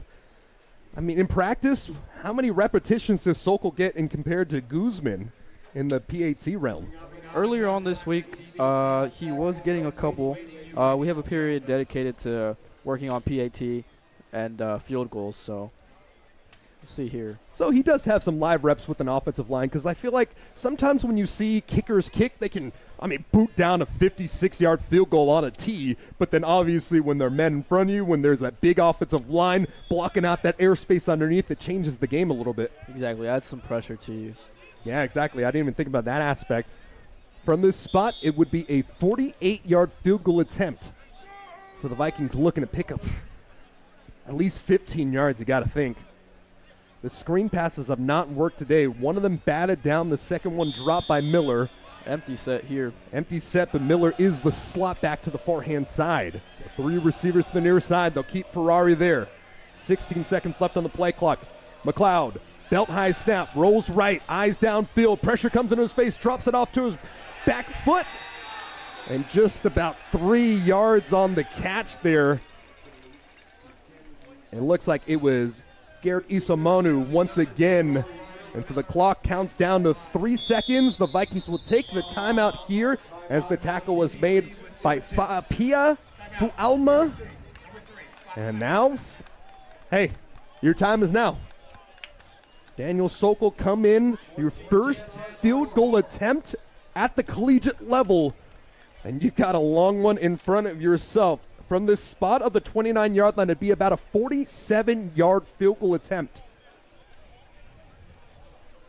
This is just about the same field position that we saw the kicker from Foothill end up slipping. Jordan Rucker in their very first drive attempted about a 50-yard field goal attempt and slipped before he had an opportunity there.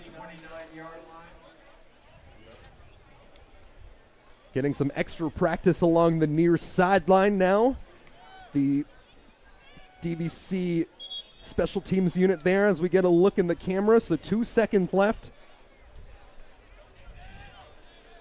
And now, this is one of the most clutch positions in all of sports. Oh, no. No kicking here. The Vikings are going to set up the offense here. So it's going to be Hail Mary territory. Or maybe they just wanted to burn that last time out of Foothill. I'm not sure. We know how Coach Collins works. He's got mind games and Jedi mind tricks. I don't know if that was one of them or if it was legitimately the Vikings were going to go for it there. Yeah, not too sure there, but Coach Collins is definitely savvy. So I think in that situation, the Vikings were true because they have no more timeouts left. You're not going to really change out that unit late. So instead of a long field goal, I mean, the kickers are going to come by and still set up the operation, but likely going to see one Hail Mary pass. And with the Vikings receivers and the talent they have in that 9-10 deep unit, 50-50 balls aren't quite 50-50 balls, right?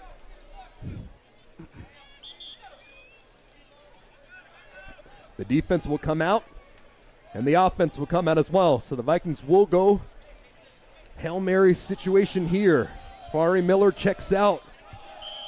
A true empty spread. Jurion Dickey, the receiver to the near-hand side. Late substitution here. It's going to be cover 2-man. 3-step drop. Pressure comes. Kalani spins out of it. Buys some time. Rips it to the far sideline. He's got it. And he's caught for a touchdown.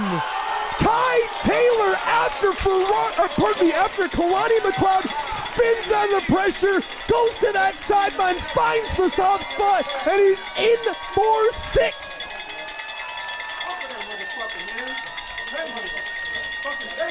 That is why Kai Taylor came back. Pumansworth was at a college football playoff school in Boise State as a defensive back. He said, I don't want to play DB. I want to be a wide receiver. There you go. Get your money, son. Kai Taylor was quiet earlier, and then boom. Big touchdown here. Snap is off, the hold is down, the kick is up, splits the T on the PAT, and DVC takes the 21-10 point advantage going into the half. We were talking about it. The talent, the speed, and just Kalani McLeod dead to his rights in the backfield. The left tackle lost his rep. That defensive end was there, hit him, somehow spun out of it. That's got to build was his able to confidence deliver right there. Definitely got to build his confidence right there leading up to the next half. 100%. Let's see if we can get you a few halftime stats here before we bring it to the half. So the Vikings able to march downfield and score off the 29-yard pass to Kai Taylor. 9 first downs for DVC, 14 for Foothill College. Trent Maxwell coming in, surprising everybody. He's 12 for 18, 93 yards and a touchdown. Kalani McLeod, 5 for 12, 77 yards, 1 touchdown, 1 interception. And the stars tonight have been the running backs, Nate Williams, Jordan Fuentes, Anthony Alonso, all going forward, collecting for just about 93 yards. No, that's passing. Let's see if we can get you the rushing numbers here. 81 yards rushing are what Foothill has up to this point. And on the other side, Ferguson, 3 carries for 15 yards, and it's been Ferrari Miller, 7 carries, 134 yards, 2 home run rushes early on in this game. Yeah, credit to the O-line run blocking there. Been doing a good job all night. And so with that, It'll send us to a halftime break. 19 minutes remaining, and the Vikings take a 21-10 point advantage going into the halftime break. And guess what? They deferred, so they're getting the ball right back on the other side of the break here on DVC Vikings Live.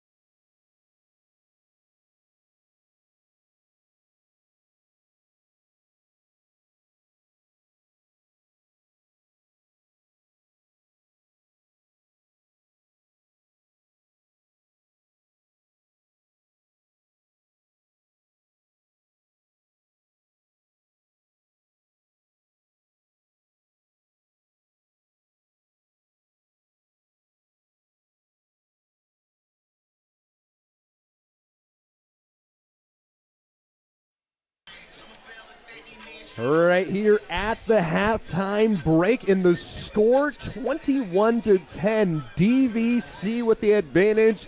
And this is the way it has gone down. The first score on the opening drive, 3 plays, 63 yards for the touchdown off a 49-yard rush off of Ferrari Miller. There was a holding call, or an offsides rather, but Sokol was still able to convert the PAT. From that point, a nice drive from Foothill College on their second drive allowed them to get into the red zone, but they had to settle with a 28-yard field goal after a 9-play, 60-yard drive. And guess what?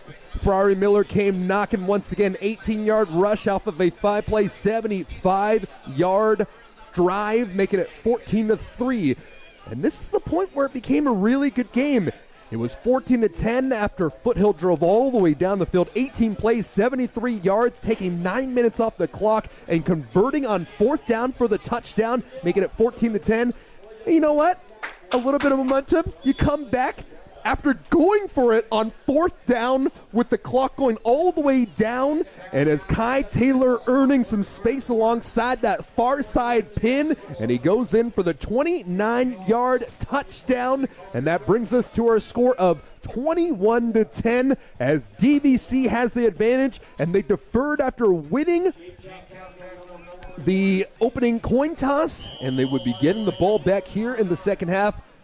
The momentum went to the Eagles momentarily, but the Vikings coming back out, and they are trying to see if they can stack scores here, as this one will be taken out 1 yard deep from the end zone, cutting up at the 15-yard line, out to the 20, runs over the defender, out to the 30, down to the 35-yard line. An explosive run there by Elijah Bowe. A little bowling ball in there just sits the man on his rear end.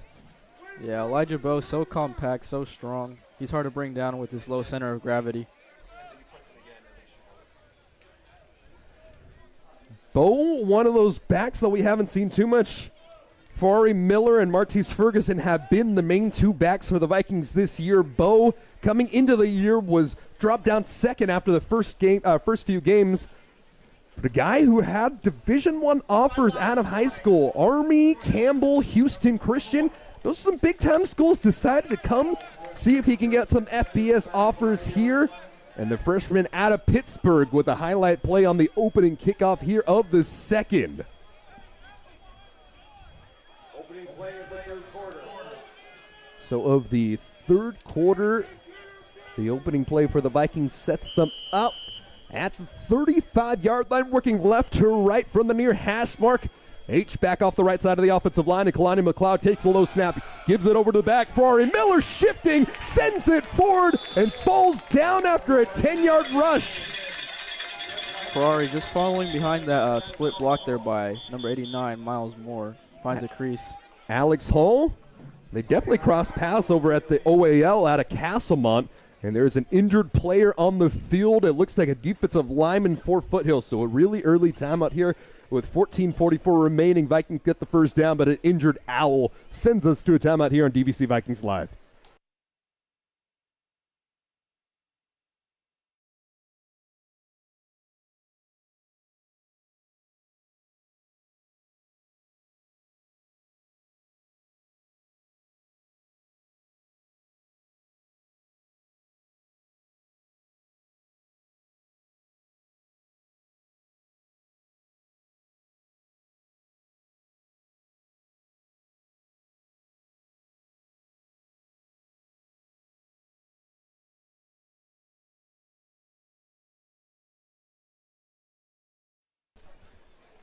Daniel Cruz, the 6', 258 freshman out of Oak Grove, gets some assistance as it looks like one of those lower appendages might have got rolled up on. And for the Vikings here, lining up in a heavy set to the far hand side, right between the hash marks at the 46-yard line, it's McLeod out of the pistol. McLeod, 3-step drop off his back foot near sideline, and he overthrows it. Miles Dixon had some space between him and the defender, but just wasn't on the same page with this man who he hit for 12 catches at 199 yards, earning him an NCFC Week 7 Offensive Player of the Week award for Miles Dixon after his heroics against San Jose City College. Ball will be still spotted down to the 46-yard line, 14:28 remaining. Heavy pistol once more for McLeod. McLeod, quick screen, near side over to Dixon. Somehow shuffles his space as he earns 4 yards or 3 yards on the play. One of the players on the sideline, or it looks like a media personnel, got hit at the end of the play. Got a little chippy here. Collins knocks it out right away. Yeah, even through the headset, you could hear everybody getting riled up down there. So, you know, even if you're on the sideline, you got to keep your eyes on that ball because it can come right at you right away. It is a contact sport on that sideline as well. And for the Vikings, after a 10-yard rush from Ferrari Miller, a couple plays resulting in a 3rd down and long, 3rd and 9 now. Obvious passing down situation here for McLeod. McLeod, a slow start to the day. Only one completed pass. I believe he was 1-7, but was able to turn around right at the half. And few too many times today we've seen an uncharacteristic high ball as he airmails it to the near sideline. I don't know what's going on here. Yeah, not too sure either. He's trying to get the ball to his weapons, let them make plays, but just not very like Kalani McLeod today. Yeah, just sometimes you got to dig through the dirt, and we've seen some positivity on display as he was able to find Taylor right before the half for the touchdown. But on the opening kickoff, the Vikings will have to boot it away for the second time. A flag comes in right as this ball goes down. JJ sends it all the way down to the 5-yard line. Staying on his feet is the returner in Reggie Hall. Hall turns the corner, breaks through one tackle, and is eventually brought down from behind out to the 16-yard line. Let's see what this flag is on. I believe that's Warren Brown down.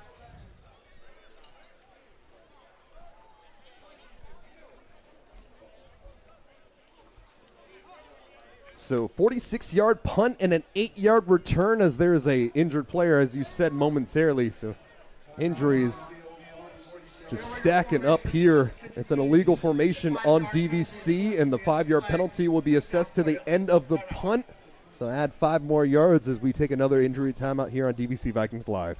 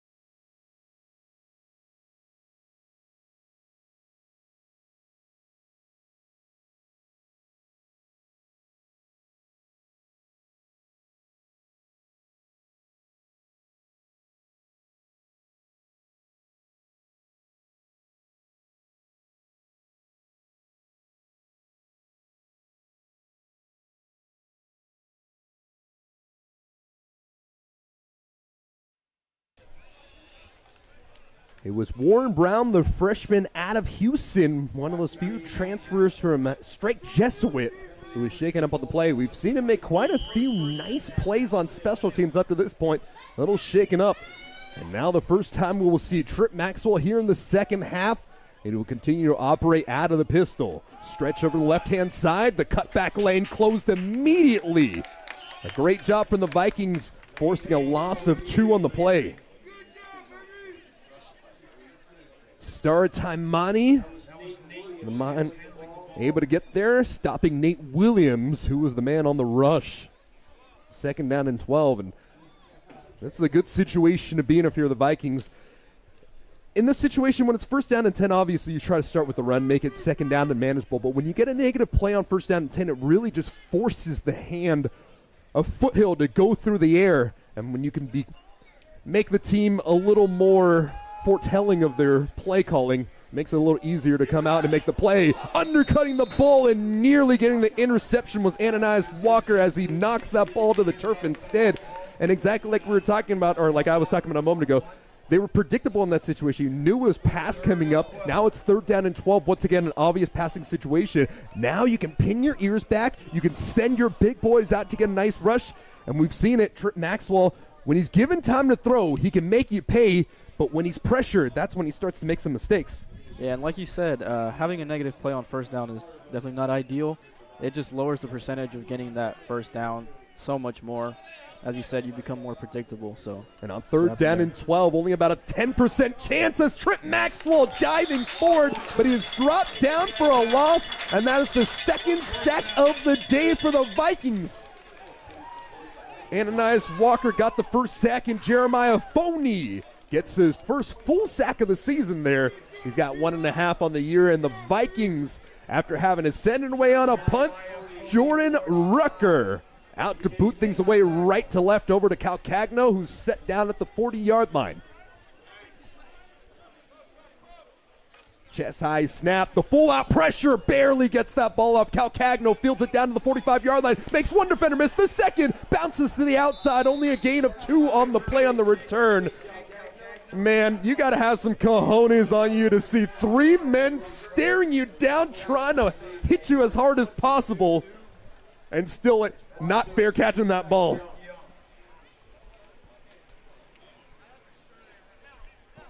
That is a position I have never wanted to play in my entirety of my career. Punt returner is so scary. Calcagno's a great athlete, so you trust him to make a move no matter what. Yeah, and with all the talent the Vikings brought in, Calcagno hasn't been getting as many touches as he did a year ago. But you saw it last year when Calcagno was on the field, the screen passes were all designed to him. It was getting him in open space and making plays. And now for the Vikings, great starting field position from the 46-yard line. They'll stay on the ground. Left side for Miller, patient with this rush. Pass midfield, a gain of 6 on the play. Terrific job for Ferrari Miller to get a gain of 6 on the play. And on the other side of the coin in this situation, now you got 2nd down and manageable, 2nd down and 5. The playbook's open. You can take a shot. You can set up a play action. The defense has to play disciplined ball in this situation. Yeah, just so many options here, especially with all the weapons you have on offense. And you'll line Makes up with the game so much more manageable. Lining up with an H-back on that forehand side. From the forehand hash. Stretch right side. And Miller dropped for half a yard loss on the play. Tackle made by number 86, Bear Ryan. His 6th of the year. But this is a situation now. It's still 3rd down and manageable, even though you go for the rush on 2nd down in the situation. It's 3rd down and 5, and the playbook's still wide open here on 3rd down, especially from midfield. If you get close, you possibly try to set up a 4-down territory situation, especially with how well the defense has played in the last few drives. A spread pistol. McLeod nearly gets the hard count. The flag comes in. This is a free play near sideline, and it is Kai Taylor with the catch for the 1st down. Taylor brings it forward for about a gain of 12 on the reception, and so that penalty will be declined. Taylor, after not having a catch last week against San Jose City College, making some huge plays. And realistically, if you go back and look at the tape, Kai Taylor it wasn't necessarily his performance, it was just the way that the defense was schemed up. With Miles Dixon in that slot last week, it just allowed him to have so much free space to roam, and that's part of the reason why he was able to get those 12 catches. That was just a scheme situation and taking advantage of your mismatch. And so now the lone safety over the top is Lolo Hea in that single high set. Vikings out of the shotgun spread, trips to the far hand side from the near hash. McLeod standing tall in the pocket, delivers over the middle, and is jostled out. Kai Taylor couldn't collect it. A hard hit thrown right into the back of his number 7. Yeah, got to watch yourself. Got to keep your head on the swivel going over the middle like that. And Cameron Hawkins, a familiar face here for the Vikings, a homecoming from of sorts out of Menlo Atherton, but played wide receiver for the Vikings last year. Switching over to Foothill College and switching over to the defensive side of the ball. You've definitely got to feel like he's got a little bit of a chip on his shoulder. Absolutely. Saw all the talent that DVC was bringing in at wide receiver, decided to take his talents to another terrific school in Foothill, switching sides of the ball. Now he's running backwards and not forward. He had 9 tackles last week. Cam Hawkins, you still got love from us here up in the booth. A mug look potentially. They send the blitz off the side. Forey Miller able to pick up the blitz off his back foot, and it is off the fingertips of his intended receiver, Miles Dixon. Uncharacteristic on the drop ball, and it's 3rd down and 10. Miles Dixon wide open. If he could have caught that ball, he would have had enough space.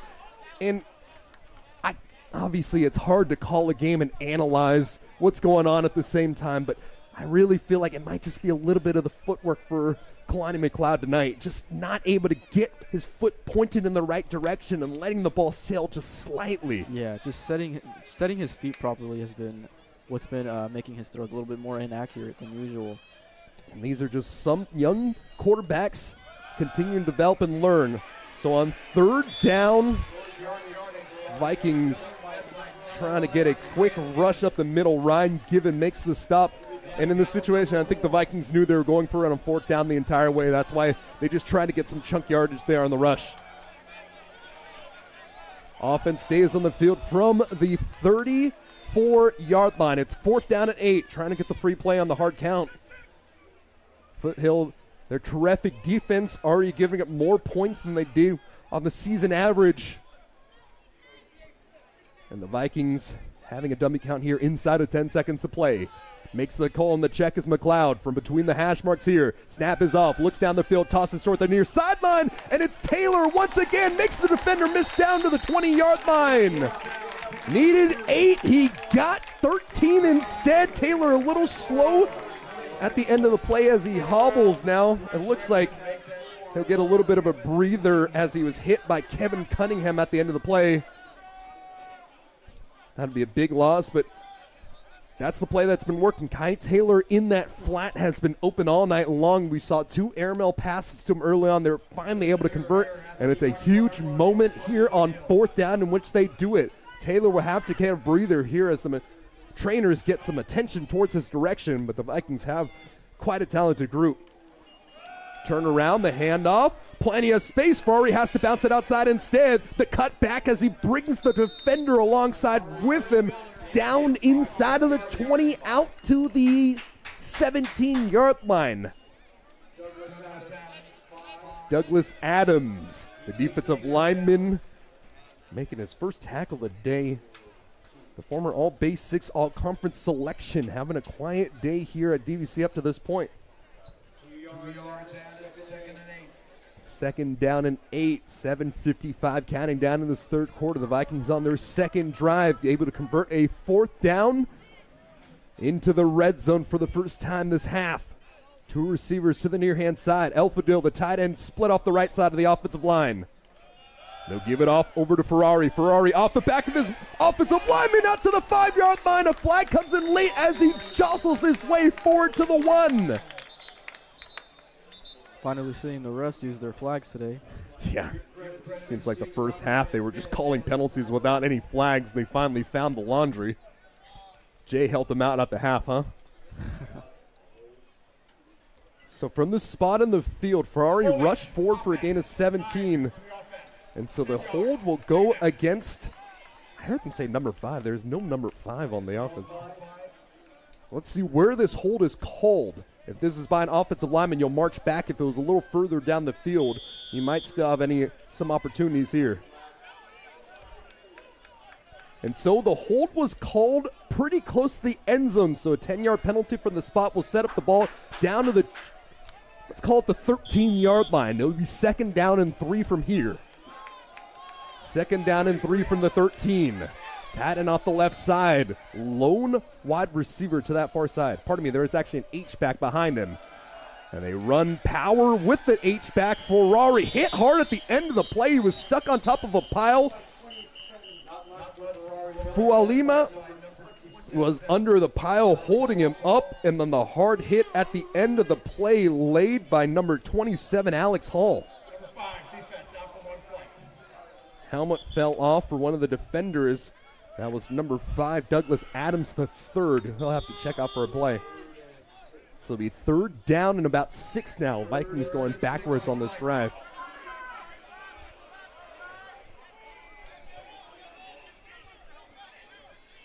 Miscommunication here from the Whitecap as he holds up the play momentarily. I think it was for the substitution here. Elfidale will be lined up as the H-back on the right side between the hash marks and the offset shotgun. Man-to-man coverage here. Fakes the handoff on the reverse, going back over to Miller, and Miller hit hard at the end of the play. Couple flags coming. One flag by Miller, one flag next to Kalani. I believe they're going to call holding on Rozzy Wilson, 79. Is that the flag on the far side with Ferrari? Offense, number 79, 10 yards, 3rd down. Yeah. So it is the same flag. It was just from 2 different angles. Rozzy Wilson has been playing some of that swing tackle position. 6'4", 315 fresh in Anna Fairfield, California. And the Vikings getting sent back and marching backwards now. It's 3rd down and 16 just like that. The ball spotted down.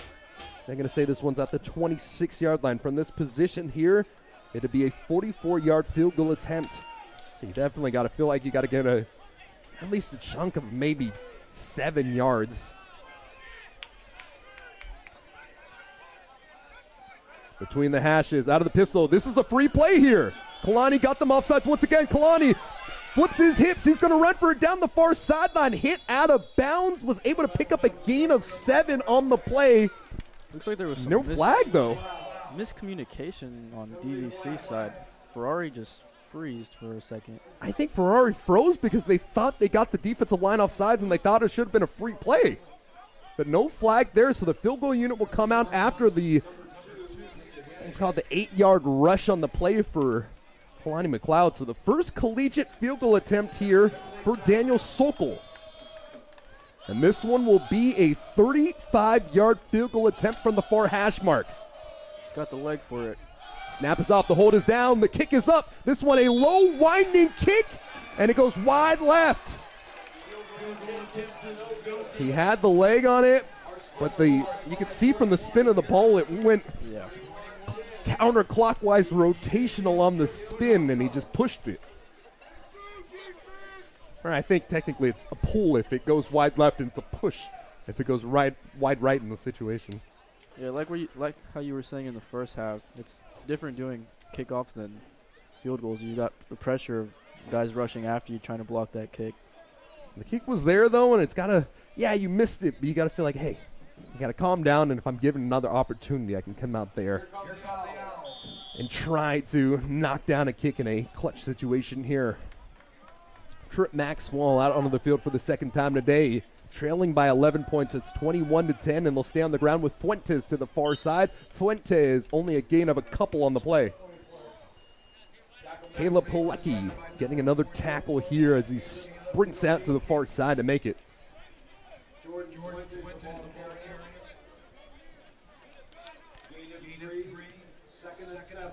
Second down and 7 now, 5:17 counting down. Very fast first half, and now this one taking a little more time here in the third quarter. Garton pushes out, and it looks like it's man-to-man coverage for the Vikings here. Looking for the pass. Trip Maxwell over the top, finds his tight end down to the 49-yard line, using all 6'2" of the frame of Harrington. Marley Alapati came by behind the play, and there's a flag behind the play as well. Maxwell with some deep balls has been good today. He has had the touch. Flag right by the offensive line. Hands in the face, number 76 on the offense. So 76, Ahmad Robinson called for hands to the face, and that's something you typically don't see from offensive linemen. It's typically the defensive linemen that get the hands to the face. That is a huge penalty, a 15-yard variety all the way back at the original line of scrimmage, taking away the big catch of 20-plus yards on the play, and now it's second down in an eternity. In this situation, you got to feel like you got to rush it a few times and just punt this one away as you're sent this far back into your own side of the field. And for DVC, if they do pass, you got to keep everything in front of you. The last thing you want is them taking a big shot downfield and gaining all that yardage back. DVC sending the blitz here. Quick pass to the far side, cuts it up to the field from the hash mark. Aaron Woodard able to hold up the play for a gain of 9. And that pass went over to Reggie Hall. So you keep everything in front of you. You do give up a little bit of a chunk yard to make it third down and long, but you got to feel pretty good in the situation to get back to 3rd down and 10 if you're Foothill. Still very far into your own side of the field, but Trip Maxwell, after a very hot start, starting to get things cooking once again. A lot of momentum will go back to Foothill if they can seem to find a way to convert here. Tied enough the right-hand side, 2 receivers split that way as well. Time to throw. Maxwell underneath. No space there. 2 different Vikings were in there as the catch was made by Fuentes coming out of the backfield and the tackle made by 6 on defense. And Acevedo. Acevedo, man, he's been everywhere today.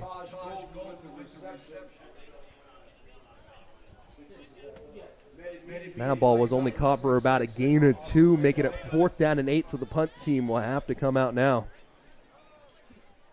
Santino Acevedo, 7 tackles on the day now for him. There's a few different Vikings players. Ananias Walker with 7, Wesley Garton with 7, and now Acevedo has 7 of his own. Ineligible man downfield on the offense. And an ineligible man downfield will be declined, obviously. You value the down more than you value the yardage. And the punt unit will have to come out once more. Jordan Rucker, a very good punter, averaging over 40 yards per punt, has a 58-yard long on the day. 19 of them inside of the 20-yard line. And in the situation he's had to boot it away today, he's had heavy pressure in front of his face, and he's been punting it from his own side, deep into his own side of the field.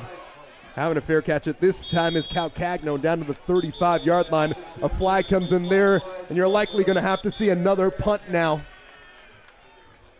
I believe one of the players moved. Oh, no, it's running the kicker. So if this is a running into the kicker, is different than roughing the kicker. It would be a 5-yard variety. And that would still be a 4th down, essentially. If it's roughing the kicker, then it's a 15-yard personal foul, and then you have to send it forward. But running into the kicker would still be a punt situation.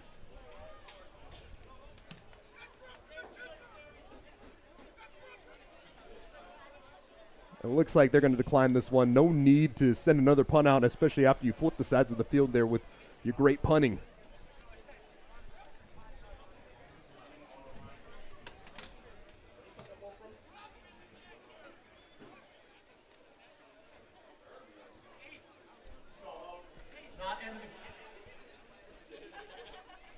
This one would be about a 51-yard punt.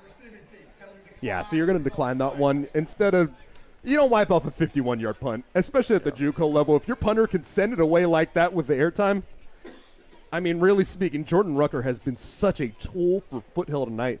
He has been terrific.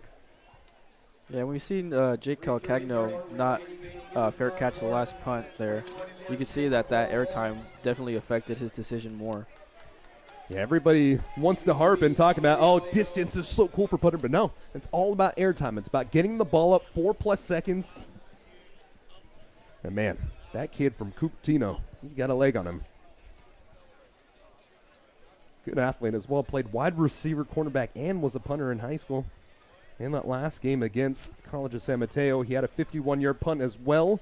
Averaged well over 42 yards per punt and had 4 of them inside of the 20. The Vikings defense have been doing a great job tonight forcing these punts to come deep inside of the Foothill territory. And with an 11-point lead, even though the offense has sputtered a little bit here, you still got to be feeling pretty comfortable up 11. This defense for Foothill, they've been early on, but they're starting to find their groove, and this is why they were touted as one of the best defenses in the 3C2A. Robert Mendez coming up for the tackle alongside Cameron Hawkins, only a gain of 1 on the play. So Ferrari had 113 yards early on as the defense wasn't able to quite adjust. But in the last few plays, they've been holding into gains of 1, 2, 3. They've been doing a good job triggering in. 2nd down and 10. Miller gets the handoff again. Miller showing a ton of patience, but that defensive line solos him up after only a gain of 2. Clock continues to run down here. 2:50 counting down. Gabriel Comate, the sophomore linebacker out of Berkeley High. Played defensive back over at City College of San Francisco a year ago. Now coming over and playing some linebacker here for the Owls. Clock continues to run down here. It's 21-10. The Vikings on 3rd down and long. 3rd down and 8 from their own 36. Going to go with the Trojan wing look, motion out. Yeah, Alpha Dill is a talented athlete. Has that offer from Eastern Michigan coming into the year. The Vikings are going to have to burn an early timeout here with 2:16 remaining here. So with the timeout on the field, we'll take it as well. 21-10 our score. 2:16 remaining in the 3rd here on DVC Vikings Live.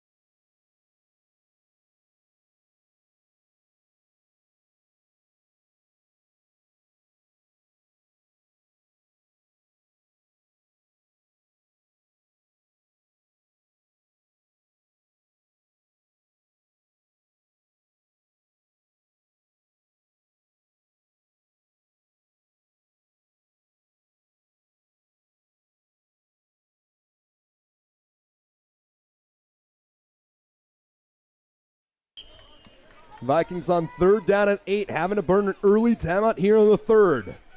2:16 remaining in the 3rd quarter of play. Coming out in a shotgun spread. 3-step drop. McLeod down the middle of the field. And it's Dixon bringing it in right at the sticks. Got about 4 more yards on the play before Fualma was able to make the tackle. Man, with Fualma looming in front of you in zone coverage, Dixon making a strong catch, lowering himself before he had to take a massive hit.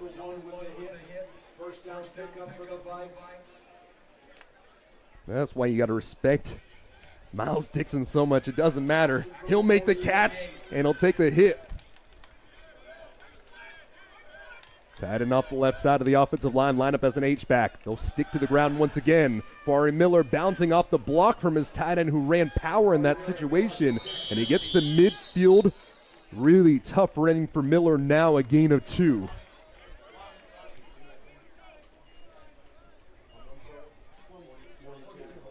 .42 was the man on the tackle. It's Khalil Buck, the freshman out of Archbishop Mitty.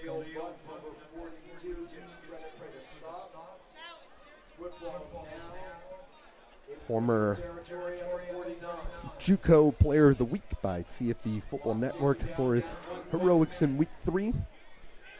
Quad trips left for DVC. 3 receivers, like you said, from the 49-yard line, and it's 2nd down and 7. Clock winding down, 1 second left, needs to get the snap off, able to do so. Pressure comes into his face, rolling out right as McLeod, turning upfield, and he steps out of bounds. They'll say he stepped out at the 45-yard line, so a nice little chunk on the play, using the legs to extend the play, and able to make it a 3rd down and manageable here. 3rd down and pretty short, 3rd down and 3. And that's something we've seen Kalani use more as the season has developed. His legs are a real tool, and early on in the year he was getting hit. He was taking a good amount of sacks, so his rushing numbers aren't quite that high, only actually netting 2 yards on the year. But we've seen him use his legs to extend plays. He's not necessarily the biggest dual threat guy, but he can really just allow you to keep drives alive with those legs in that situation. Yeah, Kalani is definitely a QB that likes to be a pocket passer. He likes to sit back there, go through his progressions, but as you saw right now, he'll do what's needed to chunk up yards. So after 15 minutes of play here in the second half, no score. The score remains the same, 21-10 as we go into the final 15 minutes of play here on DVC Vikings Live.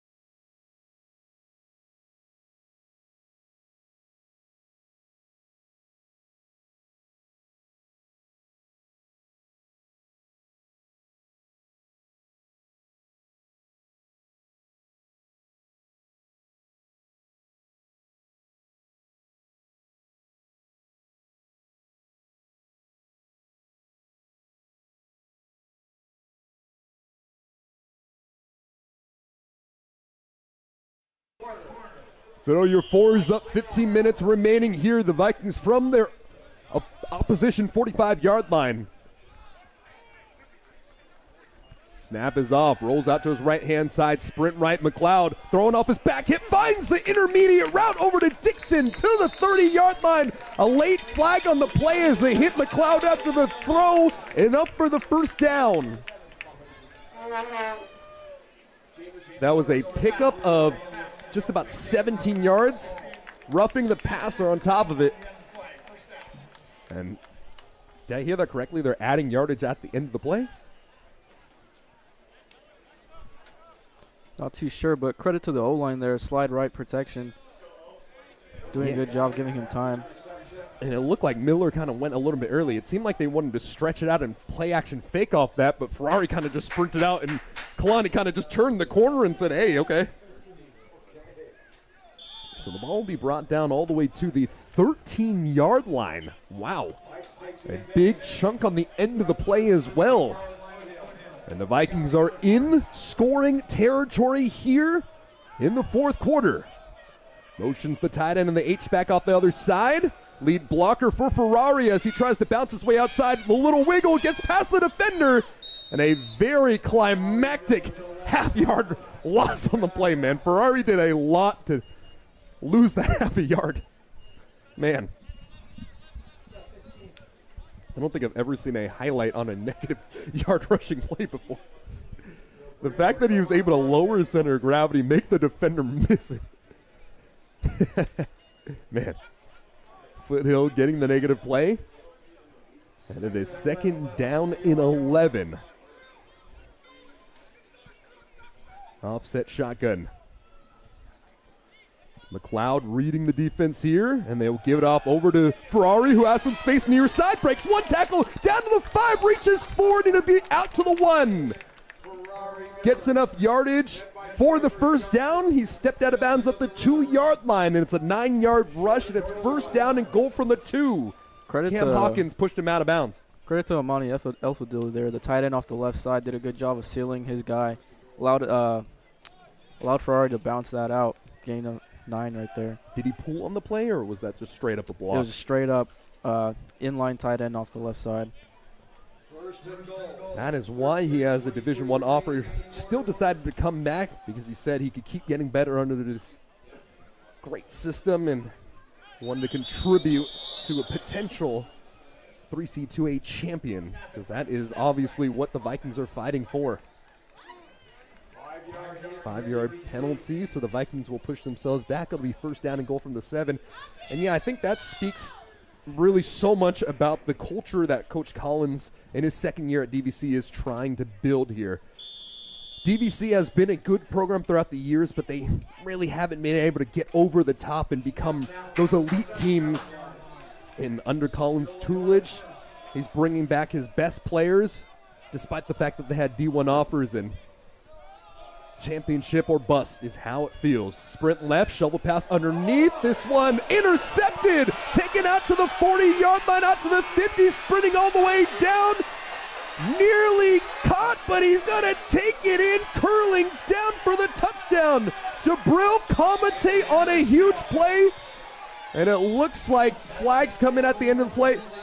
We've seen this play run so many times this year where you fake the sprint left and you go with the shovel pass. We've seen it to the tight end, this time to the running back. And it was the defensive end, or pardon me, it was the outside linebacker and Jabril Kamate able to read the play and essentially get the pick six. Yeah, that's just the play there where you did your homework. Did your homework on the offense and just able to make a great read right there. And we called for a taunting penalty at the end of the play. So, wait, so he was called for the taunting before he got into the end zone. So they're going to call this one back, and the offense is going to have to come out here. Wow. That is insane. Yeah, that's something you cannot have. You got to keep your composure. You got to finish the play, then go celebrate with your teammates. I don't think I've ever seen a taunting call before the end zone that took away the touchdown before. I watch 5 college football games on at a time. I got the quad box on with another TV going. I've watched a lot of college football in my lifetime, but I don't think I've ever seen that play happen before. Gut check time for the defense. Yeah, absolutely. You just turn the ball over, but the score stops. Trip Maxwell, heavy set off the right side. They'll stick with the ground game. And the rush squeezes forward down to the 10-yard line. Physical running by Nate Williams. Journey McCoy able to stop the man at the end of the play. Gain of 6 on the play. So in this situation, as you trail by 11, if you get this touchdown here and go for 2, you make it a 3-point game. So in a crazy turn of events, the second turnover of the day from the Vikings here. And a touchdown taken off the board. Defense needing a huge stop here. Trip Maxwell near hash mark, out of the pistol. Looks towards the near sideline. Throws it over the top, and it's swatted away at the last possible moment. Recovering and making the PBU is Journey McCoy. The intended receiver was the tight end, Owen Harrington. But that is the makeup speed of the redshirt sophomore out of De La Salle. It is 3rd down and 5 now. This would be huge if the Vikings can hold it to a field goal. You got to feel like you still have some momentum in the situation if you can hold them up here. Passing down situation now. Trip Maxwell near hash mark. Extra offensive lineman on the right side of the offensive line. 3-step drop, pressure comes. Maxwell back to the end zone, goes up, reaches forward, attacking the ball, and it's a touchdown for Brody Simison. I believe there's a flag on Foothill, though. Flag at the end of the play as well. Let's see what this is on. But Brody Simison did such a good job in that situation. The ball was thrown well behind him. The defender was in the situation. He attacked that ball, and he grabbed it in for a touchdown. Let's see if it stands.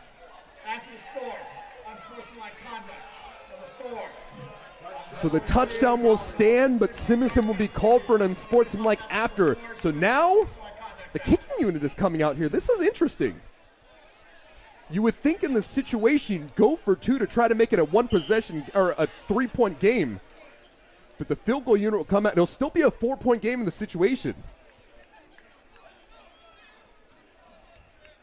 Snap is off. The hold is down. They'll kick it. And the PAT is good. So in this situation, it's 21-17. It's a 4-point game instead of going for 2 and trying to make it a 3-point game. So a little bit of a head scratcher there. Foothill must have some confidence in their defense to force another turnover or just get a quick 3 and out. You've got to think that situation because, I mean, this is a very capable staff for Foothill. Top to bottom, this is a well-put-together staff, a well-put-together team. I don't know. I'm just a guy talking on a microphone. They're the ones that get paid to coach, so what can I say?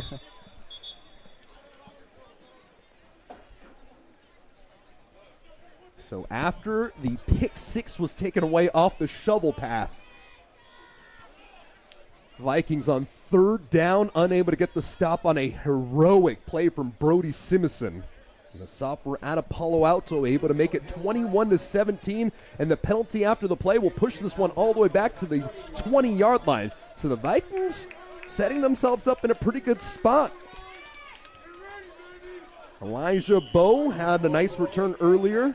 Jake Calcagno, the other deep man on the field. And Connor Cook's got to put a ton of leg under it. A little bit of a trap in the situation, though. If you try to kick it too far and don't put enough leg under it, then some lanes appear. So this is a really tough situation here. A high kick and a long kick. This one fielded down to the 12-yard line. Space to the top of the numbers, 30. Space out to the 40-yard line. Spun down after a return of just about 35 yards after the tackle was made by Malachi Marshall. So the Vikings, some good field position here.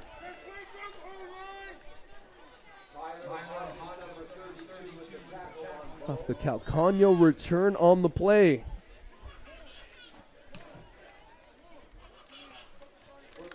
That last shovel pass will indeed be called an interception by McLeod. 10 for 22, 138, a touchdown and 2 interceptions now for Kalani McLeod on the day as he goes to 25 and 5 interceptions on the year. Still a great ratio, but McLeod definitely working through some stuff today. He'll stay on the ground once more. Miller has had no running room here in the second half. Swallowed up for a loss of 2 on the play. Tyler Hodges joining Roland Foliaki. Yeah, that interior D-line for Foothill has just turned it up a notch this second half. Yeah, it's a weird situation to be in because obviously you still have the lead. You have a 4-point advantage. You want to run the ball and keep a balanced offense. But that inside positioning shown why Foothill ranked a top 10 defense in the 3C2A. Just so physical on the inside. Shotgun spread now here on 2nd and long. Looking towards the near sideline. Communication has already been cut off on the sideline. Chest high snap, pressure comes, throwing the screen pass up the middle of the field. It's over to Miller with some space out to the 45-yard line. He's rode down as a flag comes in after the play. It'll be a gain of 7 as a second flag comes in. Khalil Buck with another tackle here, getting a couple tackles here in the second half. Let's see what these flags are on. In the position, it might be a hold on the Vikings. You tried to set up screen a few different times. It hasn't worked today. This time, the first successful play yardage-wise, but unfortunately for the Vikings, the holding call will bring them back. In this situation, the hold occurred a little past the line of scrimmage, so it shouldn't necessarily be a full 10 yards back from the original line of scrimmage. And so they'll give a 10-yard penalty, which was effectively be a 9-yard penalty because that hold took place 1 yard down the field. 2nd down and long still. 2nd down and 20. Eyes downfield for McLeod facing the too high coverage. In the nickel set, McLeod looks to his right, going through his checks, rolls out forward, throws it, back hip catch, spins out of a tackle momentarily, and Dixon couldn't keep his feet. Dixon got a chunk of 8 yards on the play. Cam Hawkins with the hit, and it's still 3rd down and long, but he got a little chunk. And I got to think in this situation, you got to have a safe pass. You can't allow an interception. Late substitution for Foothill as they send a man off. Staying and living in the pistol in this situation here for the Vikings. 3 receivers set to the forehand side from the near hash mark. Trying to use the hard count. Pressure looking like it's going to be sent. Makes the check at the line is McLeod. Sending the blitz off the right side. McLeod, time to throw. Stepping up in the pocket, and he catches it out to the 35-yard line. Dragged down to the 27. Cole Tome on his 2nd catch of the year, and this one came up in a massive moment. A big conversion for a 1st down.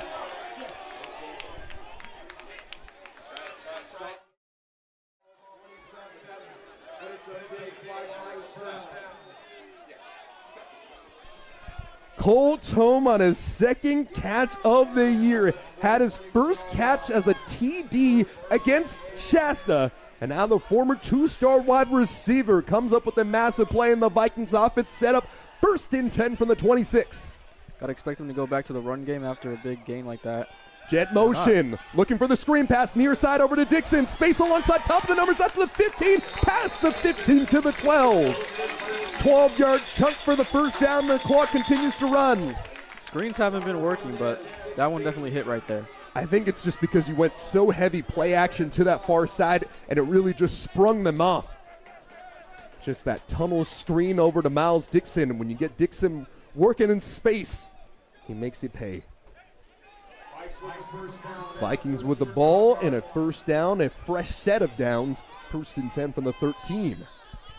Leading by 4. A touchdown would be massive here.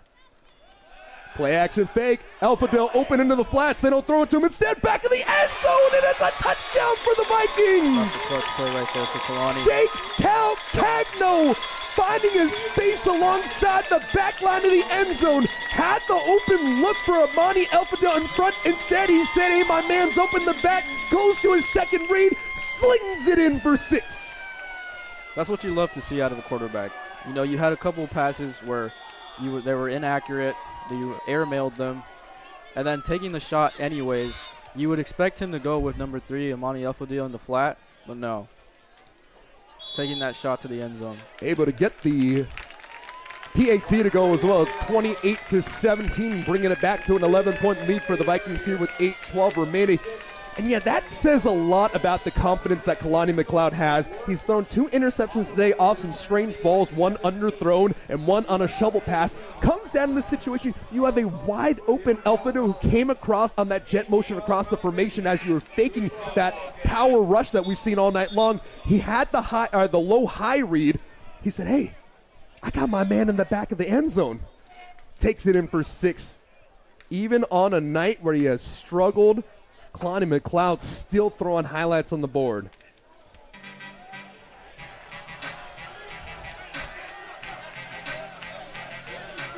And now some C-Murder blasting through the speakers, and the Vikings looking to get all that momentum going their way. If they can get a 3 and out in this situation, you gotta feel like this might be it. Boxer Kosap Young, Reggie Hall, the 2 deep men. Vikings kicking it right to left with Daniel Sokol, who's taking over the duties tonight.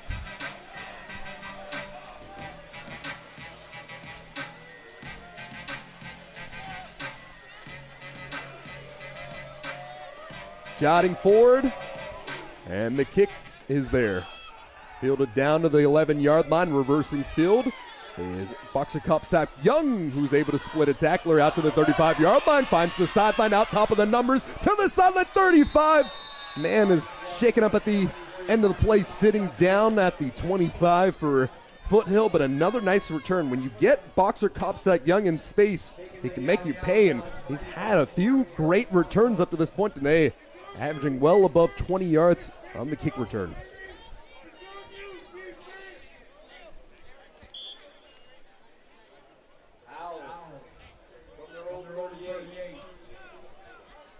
Kopsak Young averaging 21 yards per kick return on his 3 returns today. Here we go. Vikings coming out in a 2-high shell and continue to live in their 11 personnel in the situation. Maxwell across the middle of the field. This one off the fingertips. Had his hand in the cookie jar. It was Santino Acevedo nearly in the position to get the pick. Logan Noni's the defensive linebackers coach screaming. Acevedo having a pick earlier this year. He had a pick 6 last year as well. Foothill motioned into Trojan wing that time. Did not release the wing for a route. They're trying to give him as much time as possible, get him an extra blocker. 2nd down and 10 from the 38-yard line. Clock stops here. Yeah, if you give Maxwell time to throw, he can dice you up. But the issue has been that he hasn't had necessarily too much time to throw. They try to go with the deep route. Ananias Walker with some terrific coverage, forcing a 3rd down and long. And so for the fans that don't necessarily know technical terms of formation, explain Trojan wing. Trojan wing is a formation where they have a tight end not lined up on the line of scrimmage, but they'll line him up on the side where the slot and the wide receiver are. Yeah, lined up as one of those H-backs, so off the line. It's the tight end off. See? Pop quiz. Jordan, you're doing a heck of a job. an hour before the game, I said, hey, Jordan, you want to hop on the broadcast today? We got some extra hands. He said yes, and he's educating our crowd today. 3rd down and 10. Maxwell stepping up, looking to throw it, and has his man, no, off the fingertips of his intended receiver. Tajir Golden had some space, but 2 Vikings were right there in front of him. And I got to think in that situation, Golden got a little spooked with the 2 Vikings players over the top of him. That's part of the reason why he dropped that ball. It's going to be a holding call against Foothill College as well. Vikings likely going to decline this one. Holding. Offense. Number 66. Penalty decline. Penalty is declined, so 4th down. So in this situation now, you get a score on offense after that turnover. You come out, you get a 3 and out. You got to be feeling like it's pretty good right now. Yeah, if the Vikings can come out here and put something nice together, and this could be it. This could be the momentum changer of this game. Low snap handle, well able to get this one up, but sends this one high, and this one will bounce down to the 40, taking a DVC bounce, and the first bad punt of the day that we've seen from Jordan Rucker. Only about an 18-yard net punt on the day for a man we've given his flowers. And the Vikings offense having a shorter field to work with. This one spotted down to the 44. Score here could start spelling the end for Foothill.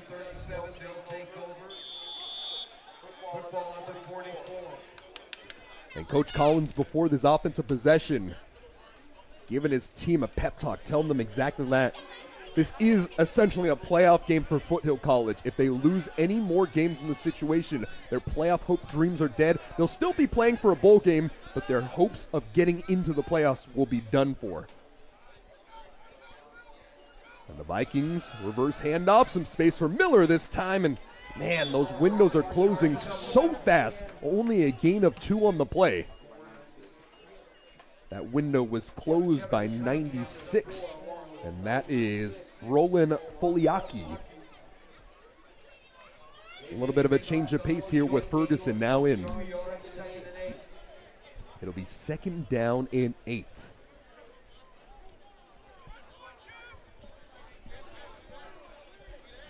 Making the check at the line, Ferguson alongside the left hip. Kalani McLeod, 3 receivers out to the forehand side. Give over to Ferguson, he bounces away outside off a stiff arm, breaks another defender down to the sideline, 40 yards. And a gain of just about 18 on the rush there. As Marquise Ferguson changes the pace and the explosion off the legs of number 13 with the first down. Because of the new change to the rules of college football, I don't know how many years ago they changed the rules where the clock essentially continues to run now. But the clock only stops inside of 2 minutes. Before, in college football, the games would go on a long time because essentially every first down you would get, they would stop the clock to move the chains before keeping it rolling. Just one of the things in the ever-developing game. Off the blitz, Ferguson diving forward, losing half a yard on the play. Just stacking up that box and selling out for the run.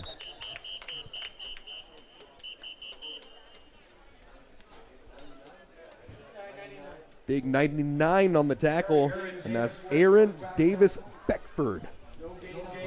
The 333-pound, 6'3" freshman out of Gilroy, California. Don't forget the garlic. Somebody said, filled with some meat and cheese. Come on, Gilroy garlic, you got to take it. 2nd and 10. Staying on the ground with Ferguson. Ferguson with the cutback lane on the near hash. Out to the 25-yard line. Sprinting down the sideline. Falling down to the 3. They'll say he stepped out of bounds at the 6-yard line. And an explosive change of pace for Martese Ferguson. As he comes up with a huge play. Such a good speed back, one cut and go. Yeah, just hit that hole, hit that one cut back, and just sent it. A little bit about a little thunder and lightning action going on. Obviously, Ferrari does have both the thunder and the lightning, but in this situation, Ferguson with a massive play, and the Vikings trying to put this one to bed inside of 6 minutes, as it is 28-17, and they are first down and goal from the 8. Injured player on the field for the Vikings, and we'll take the timeout here on DVC Vikings Live.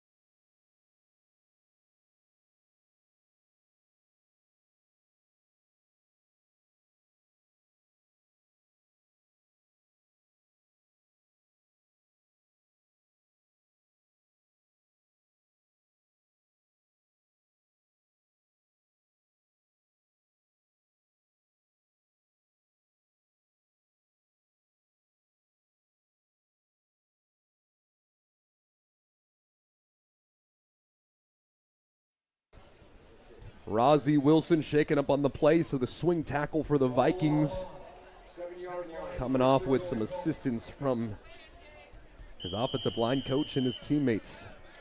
Vikings lining up in a heavy set on the right side. Miles Moore into the game for the Vikings, the 6'3", 225 freshman. Ferguson trying to close this out. Getting a nice gain of 5 on the play down to the 3-yard line.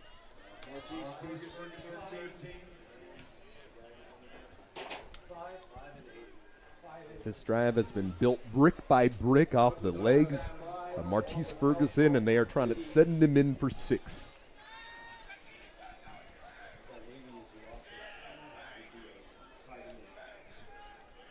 Zaire Young at left tackle. A.J. Tua over at that left guard. Jaden Hoskins over at the center. That makes up your left side of your offensive line. And Elfadale lined up as the H-back. He'll be the pulling back here. Ferguson, sprinting forward, and he loses the ball. Foothill says they've got it, and they do. A massive turnover here to keep the Owls alive inside of 5 minutes to play. That's a huge play. Backed up on your own end zone. Able to come out with the turnover. And that's Alex Hall with a big play. We've been calling his name all night long. Yeah, and Jordan, in this situation here, you're essentially ready to put the nail in the coffin, and this really tough Foothill defense showing why they're one of the best in the state.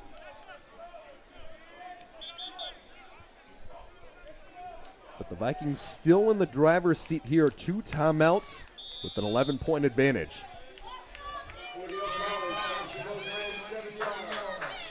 With the 97-yard field in front of them after a 3-and-out on their last possession. Expect to see some more max protect, trying to allow Trip Maxwell some space, as the Vikings front 7 has really tied up some of these backs in the second half. Maxwell lined up in the shadow of his own end zone. Vikings sending pressure off that right side. Go route down the far sideline. And Ananias Walker going to be called for a pass interference. But you know what they say in that situation? Better give up 15 yards than give up 6 points. Exactly.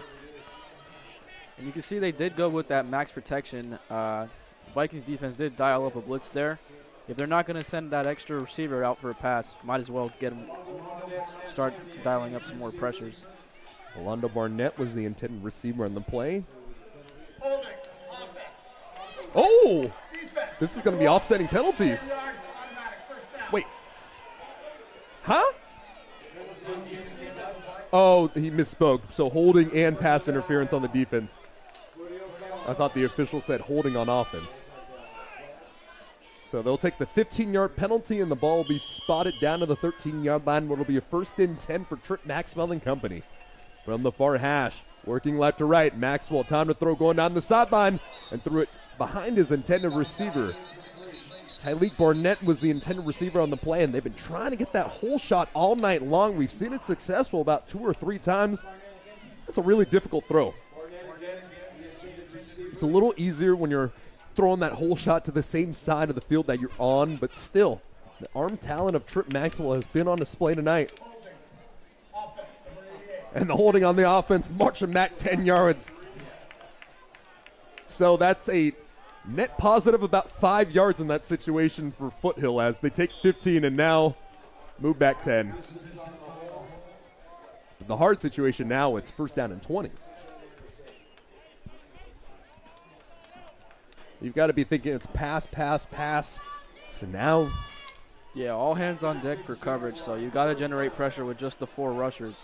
See, this is a linebacker thing right now. My defensive line self is thinking, pin your ears back and get after it. Pass across the middle of the field, decimated. Huge blow there by Marley Alapati.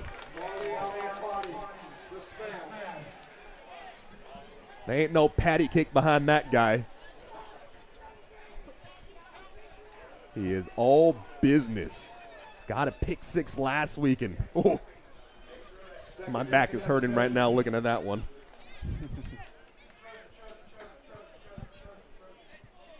Trojan front once again. That's what we're hearing, but this time tight end line up on the right side of the offensive line. Second down and 17. 4:23 remaining. Maxwell, 3-step drop from his own end zone. Steps up in the pocket, rolling out to his right-hand side. Man-to-man coverage, gets the defender out, and it's a wide open pass to the 30-yard line, brought down to the 35. Tajir Golden with space, and that's just a hard situation to be in. Yeah. The defender that was supposed to be in that situation had his back to the quarterback. He saw him rush out to the right-hand side and committed to the run in the last possible moment. Trip Maxwell makes a great play, finding the space with the vacated defender for the first down. Again, going back to being able to generate pass rush, the Vikings D-line has not been able to do that. That's why he's having so much time to get rid of that ball. And the quick pass to the near side out to the 42-yard line, a gain of 5 on the play, and the clock will continue to run inside until the 2-minute. Yeah, and that's just something that the Vikings need to get a little more on. They got a sack tonight. I believe they got a couple of them, but only 10 on the year up to this point. Especially with all the talent you got guys like Io Phillips, Langston Cook, Caden McIver. You got to get some pressure, whether it's from the outside or the inside. And you've got to keep your guys back in the situation as well in coverage. You've got to get the 4-man rush. Sidearm sling this one off the mark. It looked like the interior defensive tackle, Richard Siaki, was able to push back his guard right into the vicinity, forcing a sidearm throw and the incompletion. 3rd down and 4. And this is something about it as well. You don't necessarily have to get to the quarterback in terms of a sack. You just have to interfere them. You have to make him feel uncomfortable. If you give Trip Maxwell a clean pocket, he'll tear you apart. Yeah, you cannot let him set his feet. He'll be more accurate like that. So Vikings with the mug look now. Linebackers inside of the gap. I think he jumped. Nearly jumped offside. No flag here, though. Maxwell off his back foot, hitting the chest plate of Ananias Walker. Ananias has had some great plays tonight, but you're definitely going to go back on film and look up and say, hey, man, oh. He's going to want that one back. Yeah. Sure. Regardless, it is 4th down now, 4th and 4. So in this situation, you expect to probably see mesh or some pick routes across the middle as a linebacker. How do you go and defend some of those overlapping routes across the middle? Well, as you said, they're going to try to pick you, so you've got to get eyes across both sides of the field, key in on both crossers, and then just dip around them, and then pick up any crosser that goes into your zone. So Mug look, Vikings drop back into coverage, go route down the sideline. Great coverage on the play. No flags there, and the Vikings force the turnaround down. Guess who? Number 1. Ananias Walker with another massive play. They've gone and tried to attack him all night long, and when it matters, he comes up with massive plays. Yeah, he definitely wants that pick back, but he's got to be happy with coming away with that incompletion there. You can see it here as we get a replay. Just some tough coverage, flipped his head at the end of the play and was able to get the break. If Vikings get the ball at the 42-yard line, you got to think it's Miller time, huh? Fari Miller comes back onto the field. Especially with the 2 tight ends in the game. Got to get some pullers going, maybe some wing leads with Miles Moore at 89 right there. I probably shouldn't say it's Miller time. He's not quite 21 yet, if I'm not mistaken. And does go to Ferrari as he falls forward for a gain of 3. And more than anything, is starting to force the timeouts out of the pocket of Foothill as they trail by 11. Tackle made by Jabril Kamate, the man who had that huge play on the interception on the shovel pass. We'll take a quick timeout alongside them on the field here on DVC Vikings Live.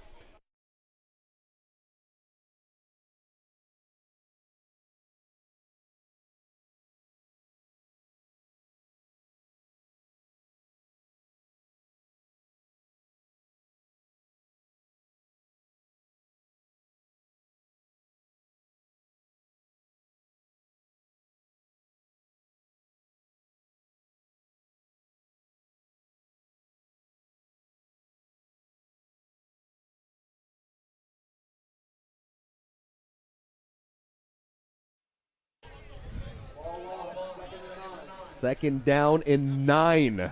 So they'll say Ferrari's need touchdown early. They took away a couple yards here. Foothill left side. Vikings trying to play some bully ball to ice this out. McLeod will turn, handoff left side. Ferrari stays on his feet, reversing the field, gets a block from his quarterback. Puts his foot into the dirt, just backs his way forward, trying to get back to the line of scrimmage. That front 7 from Foothill swarming to the ball. And a timeout taken here at 2:40. So it is a 2-possession game in the situation here. It's 11 points. So you score the touchdown, go for 2, and you set yourself up with the situation to get the field goal. That's what you would think is the situation at least. But in this situation, you do give yourself some time as you get this timeout here. And if the Vikings are forced to punt on 3rd down and 11 here from the 44, you will still have that space with the 2-minute timeout. 3rd down and 11. Foothill's defense has really turned things up here in the second half. Let's give you some stats from our leaders here. Give a quick refresh of our live stats momentarily. Kalani McLeod, 14 for 26, 204 yards, 2 touchdowns, 2 interceptions. Definitely high highs and some tough lows for Kalani tonight. Trip Maxwell on the other side coming in. We thought it was going to be Larios today, but instead it is the redshirt sophomore bounce back. 17 for 32, 151 yards, 2 touchdowns. Leading rusher of the game is Ferrari Miller, 22 rushes, 163 yards, but a lot of those yards came early and off some massive plays. And so on 3rd down, Vikings likely going to stick to the ground. And it looks like Coach Collins is going to take a timeout here. You got him? You might as well use him in this situation. Make sure you dot your I's, cross your T's, and see what you can do.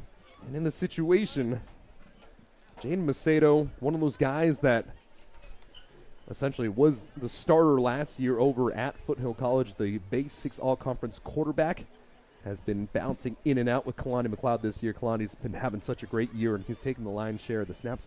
But in a situation like this on 3rd down and long, the dual threat ability of Jaden Macedo might add another extra little fold there and possibly spring you open for a play. Yeah, Jaden's extremely dynamic with his feet. And his arm, too. And his arm. But he's definitely got some speed just in case you need to break the pocket and get those yards. So Macedo, who was in the huddle there, will come to the sideline, and it will be Kalani McLeod still out there. McLeod, no slouch with the legs of his own, but obviously it's a different level when number 2 is on the field, especially against his former team. Man-to-man coverage across the board here. Sprinting out to the left in the reverse. Right side breaks a tackle. Turning the quarter right to the line of scrimmage out to the 40. And a lot of extra window dressing there in the situation as the last time out is taken there. The end around over to Garrett Isamunu.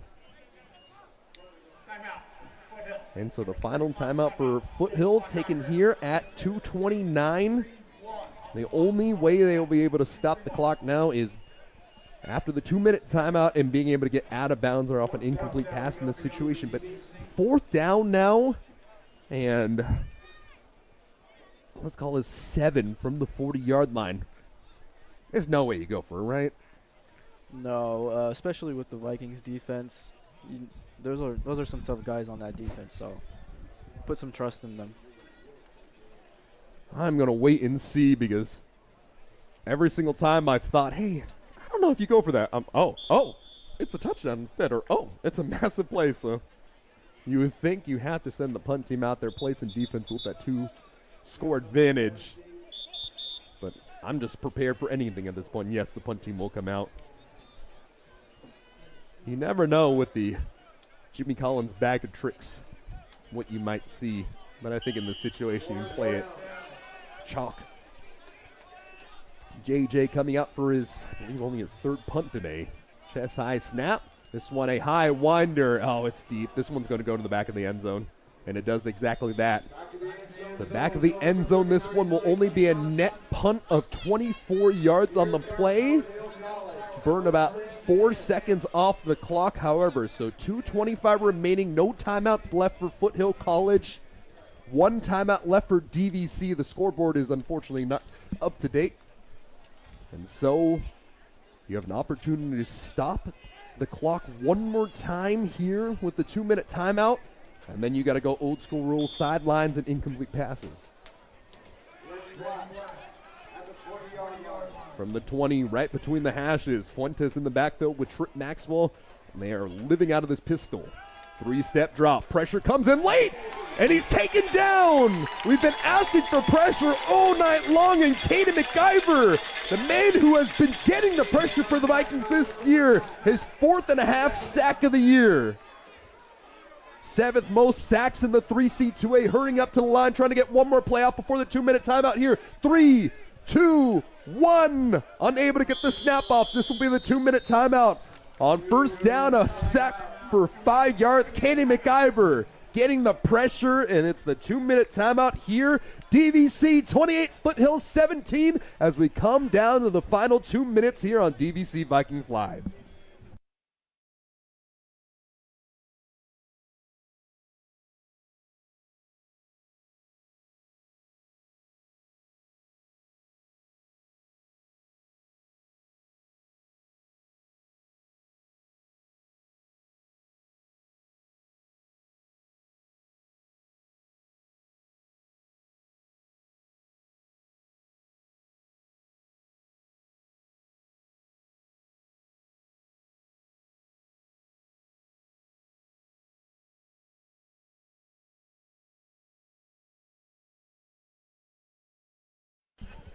It is 2nd down and 15, under 2 minutes to play here, trailing by 11. Trip Maxwell out of the pistol look.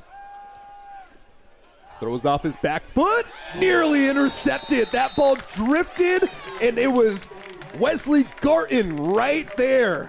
Oh, you gotta feel like you're clutching your pearls in that situation. Maxwell has been up and down tonight. Started out super hot, but kind of fizzled out ever so slightly. The Foothill coaches have left the box. I think that is essentially the white flag in this situation. You never know, though. College football is a crazy entity and part of the reason why we love it so much. 3rd down and 15 here. 4-down territory, obviously trailing by 11. Maxwell, as the penalty flag comes out, he's going to sprint out to his right-hand side. Eyes downfield, sets his feet, pump fakes, throws the ball as it goes out of bounds. The pressure came late by Santino Acevedo. A flag is down there, and if this is a flag for holding or illegal formation, you got to think that the Vikings would decline this one and make it 4th down.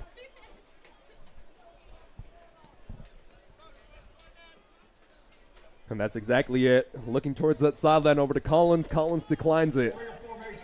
Illegal formation on the offense.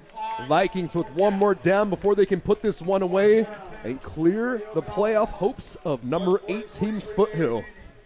Great job by Ace Santino right there. Nobody in his zone, decides to go track down the quarterback. It's not always as easy as it looks. With all that open space, they have so much place to run to. But good job by him tracking the hip, getting the pressure. From between the hash marks, it's a pistol spread. Vikings playing a picket coverage here. 3-step drop. Maxwell sprints out forward. He's going to run for it.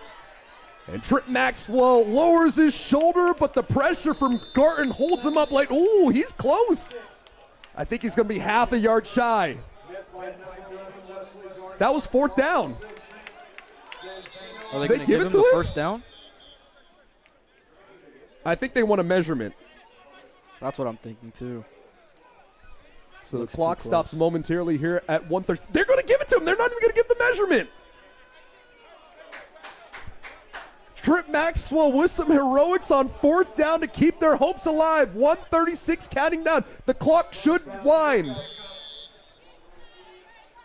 Chain set. Trip Maxwell buys another life for the Owls. Out of the shotgun. Sprint right. Eyes downfield. Throws it. And it's swatted away right into the hands of an Owl player. Wow. Brody Simonson came up with the play at the end. I believe it was Jeff Holden who spiked that one down, and a flag at the end. It's a holding call. Send it back. This game has been insane. This should be a 10-second runoff, however, because of the fact that the clock was rolling inside of 2 minutes. Let's see if the officials catch this one. A penalty on a clock that is widening should result in a 10-second runoff. No wind-off here, but 1:13 remaining. 3 receivers out to the forehand side.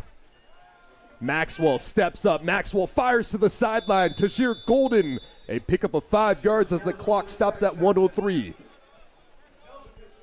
28-17. The Owls are going to fight to the very last second. 63 seconds. Fall of the 2024. Second of 2024. And so this defense for DVC giving up 16.9 points per game, right on average here at 17 essentially.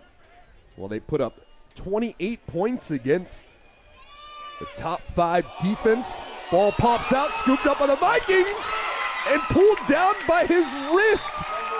Trying to get the scoop and score for the Vikings here as the ball was picked up by Star Taimani. This will put a cap in it. Just tried to go with the little pitchy woo-woo. Trip Maxwell throws that ball behind him. And the star right there in the middle scoops it up. He'll be taken down here. Let's see what this flag is.